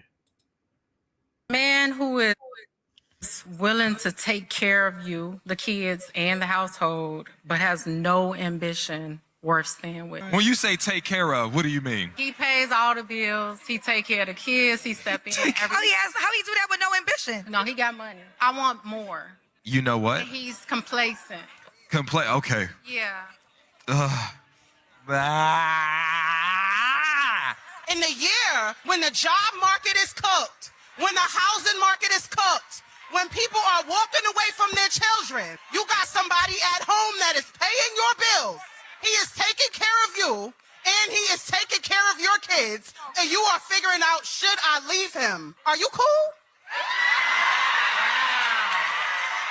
Unfortunately, for a lot of men, there are so many women telling them you have to be more ambitious. And it's because they want the ambition to look like what they want it to look like.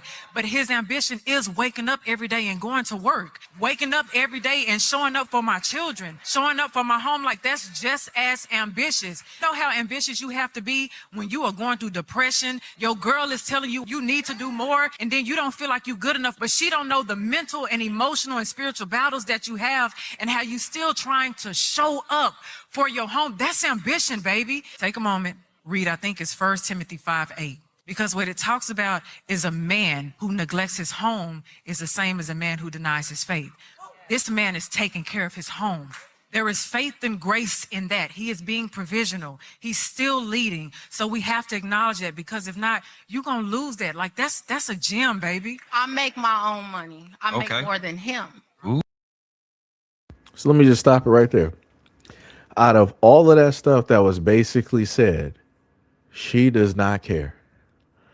She was like, yeah, what y'all saying is great and everything. Like, yeah. And she said earlier, because somebody said that I guess he was probably broke or something. And then she looked over in the crowd. She was like, no, he makes money, right? She made sure to say that. But then here she come putting herself on a pedestal.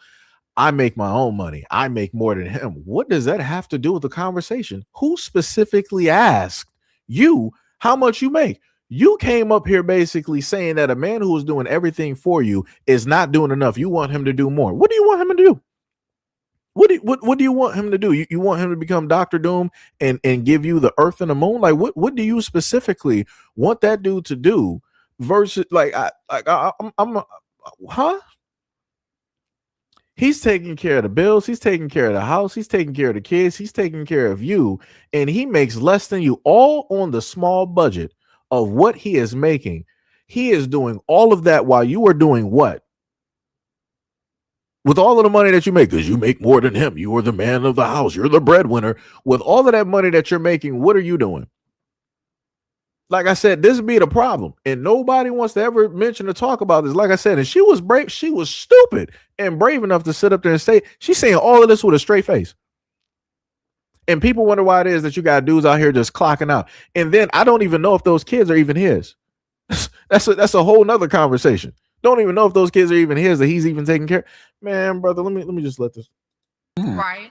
And you said he pays all the bills? Yeah. And you make more money. Yeah.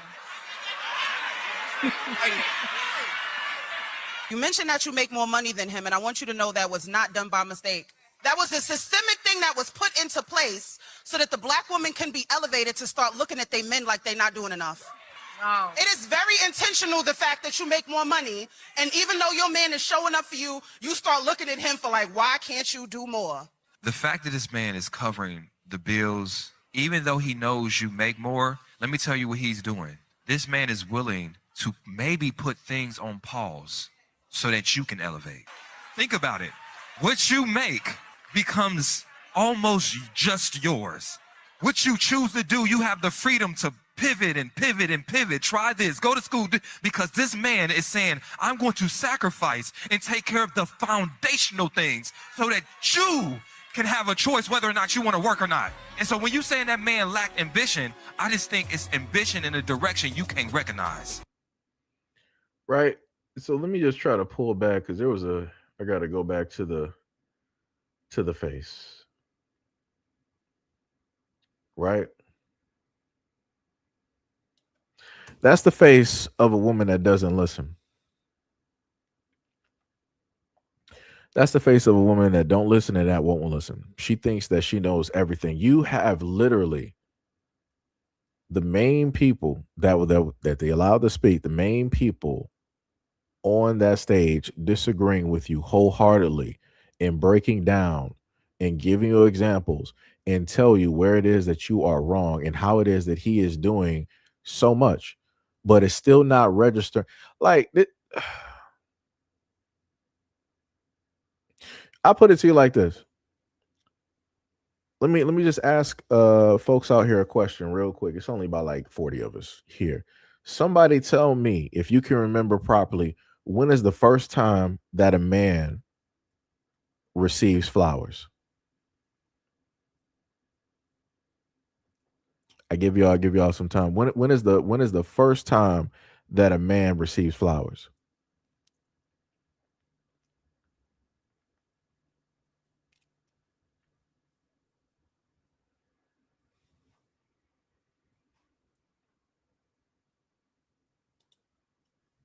Correct. The only time that a man is actually appreciated, like this man doing all of this work for her, the only time that he'll actually be appreciated is when he's dead. You have a lot of women that sit up there and complain that, oh, I don't get flowers no more and all this other, but you've gotten flowers. You've gotten appreciation throughout your life. It don't matter what time it was. It doesn't matter how frequent or infrequent it was. It at least happened. Men don't receive flowers when they are alive. Men are not appreciated when they are alive. The only value, like I said, when you realize when it is that a man receives flowers, you realize the value that a man has. The only value that he has is when he's dead, when he's gone. That's the only time that people actually appreciate that man. When a man is alive, as you can clear-cut see directly by the face of this human being that is directly in front, she don't appreciate him at all. She doesn't care about him at all.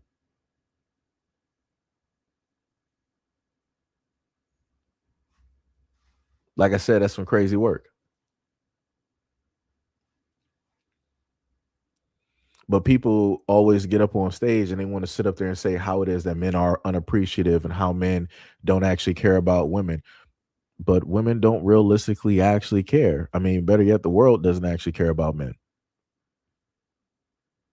Like I said, what's the main thing that we've always seen every single time that a male rapper is gone? He's appreciated more and he's worth more when he's dead versus when he's alive. Whenever any of these rappers that people want to talk about and they're around, everybody is like ignoring or they're paying attention to all this other type of stuff and rah rah rah.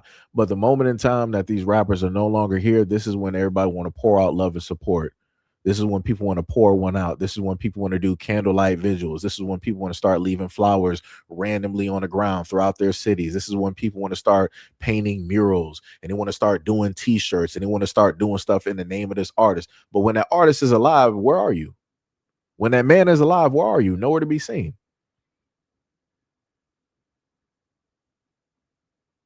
That's crazy. Like that is 100% diabolical. So like I said, for the women out there that really think that men in general don't care, just think back to all the times that you've ever been in a relationship and when was the last time that you got a guy that you love? Even just I'm just saying, even just a rose or something like that. To be like, hey, I love you too. Like I said, you go online, all you see is women complain about, oh, this guy didn't sit up there and get me flowers. He didn't take me on this date. He didn't buy me this very specific gift. He didn't do this. He didn't do that. But they never sit up there and actually tell you what it is that they do for that guy in order to show appreciation. Usually you'll hear women sit up there and say, oh, he just, he was able to get some. I dressed up. I dressed up for him. Word. That's it. That's I mean, you're that whatever. Like I said, I don't know. Like I said, I don't know, dog. Like I said, I try to, show things from both perspectives. Like I said, I gave y'all one video versus the millions of videos out there where women say that they are unappreciated and men don't pay attention. So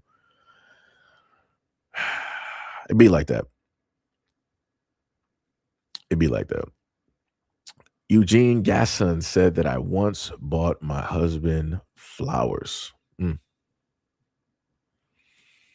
J7 said the woman in the picture on the video needs to be alone. Third Eye said women only appreciate men when they're doing free manual labor for them. Even that appreciation ends when the task is finished. Ms. Gasson said that she did that when he was alive. Sham said the first date too, I bring flowers. Flowers have meaning, so I bring yellow roses. The first date. Go to Brown said they only love you when they are winning. Gail said if the man is given those things while he's still alive, he'll soon be dead with all the jealousy and envy. It's a lose-lose. Sham said, growing up, I learned to do that. I gave my dad flowers for Valentine's Day, his birthday, Father's Day, and Veterans Day. My house is just different, I think. Tibby said I would give a dude fake flowers, but he may be like, you think I'm giving some? You think I'm giving some? Why I need flowers for? LOL. I heard some men would take that as disrespect. Maybe it's best to buy him a video game. No, I get what you're saying, but when it deals with that, you have to. Those are conversations that you specifically have. If you got to do basically acting like that, you might want to have a conversation. Like I said, no dude out here should really have some highly emotional reaction to like receiving. Like if the dude is like, it's tough because I put it like this: you got a lot of dudes out here who have never received what they would perceive as genuine emotion directly from a woman. So it would be a little bit difficult for that guy to really register and understand that. Like for certain instances, for guys out here, the type of love that they're used to is just like, all right, not receiving nothing, right? Doing everything, not receiving nothing or anything of the sort, or just something basic is just like, all right, she cooked a meal or a sandwich or something like that or whatnot or whatever, right? And you got dudes going like 60, 50, 40, 60 years just getting like that exact same thing every time. And then the moment in time that they get something different, it throws them completely off. And for guys, they don't want to specifically really get emotional because, again, if a woman sees that, then what normally happens is that folks will sit up there and look down on them as like it's less than. Like I said, I get you got some women out here that are different, but I'm just saying in general, when you listen to women out here on these social media streets, right? The minor and the loudest directly out here, when you listen to them, they state that they look down on dudes who show emotions, who cry, and all this other type of stuff, even while at the same time saying that they want a dude to be emotional, to be empathetic and sympathetic. Like I said, it's a whole confusing mixed message, type of deal. So, you may get varying reactions, but for me, what I'm saying is that there should not be a reaction to the extent where a dude is getting overly angry. If he's getting overly angry, first of all, you need to you might want to leave that dude. I'm just being honest. You want to leave that dude, and that dude needs to go seek therapy. That's all I'm saying. That's the that's what I'm saying. Mo said I like lilies. Sham said, LOL, my dad said I was a loving child growing up. My dad always kept my flowers and would wear them in his hat or in his pocket. J7 said, like I said earlier, once every blue moon, not the blue moon. Sham said, I like lilies too. I grow them. Gail said, to be said, I would appreciate fake flowers from the Dollar Tree. They last Yo, Tippy is oh my goodness, Tippy is hilarious. Sham said, to Gail, I love my father. When they said to make macaroni necklace, I made them for both parents, saved my allowance and birthday money to buy him flowers.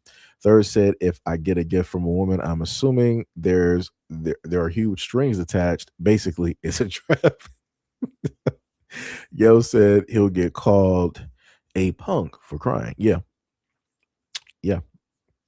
There's even like it was to the point where women were having conversations on a lot of these platforms where they were like, the only way that it is acceptable for a man to cry is three ways: somebody died, a child being born, or maybe a wedding day, and that within itself is a stretch. So technically there's only two times throughout a man's life that he's supposed to be crying. Like I said, it's like, a lot of people are destroying what is even potentially out here before they even get next to it. That's the crazy part. And like I say, you try to tell people, Sham said, when I got a part-time job as a teen too, I gave a portion of my check to my dad, so our house really celebrated Father's Day. Seriously, that's dope. That is dope.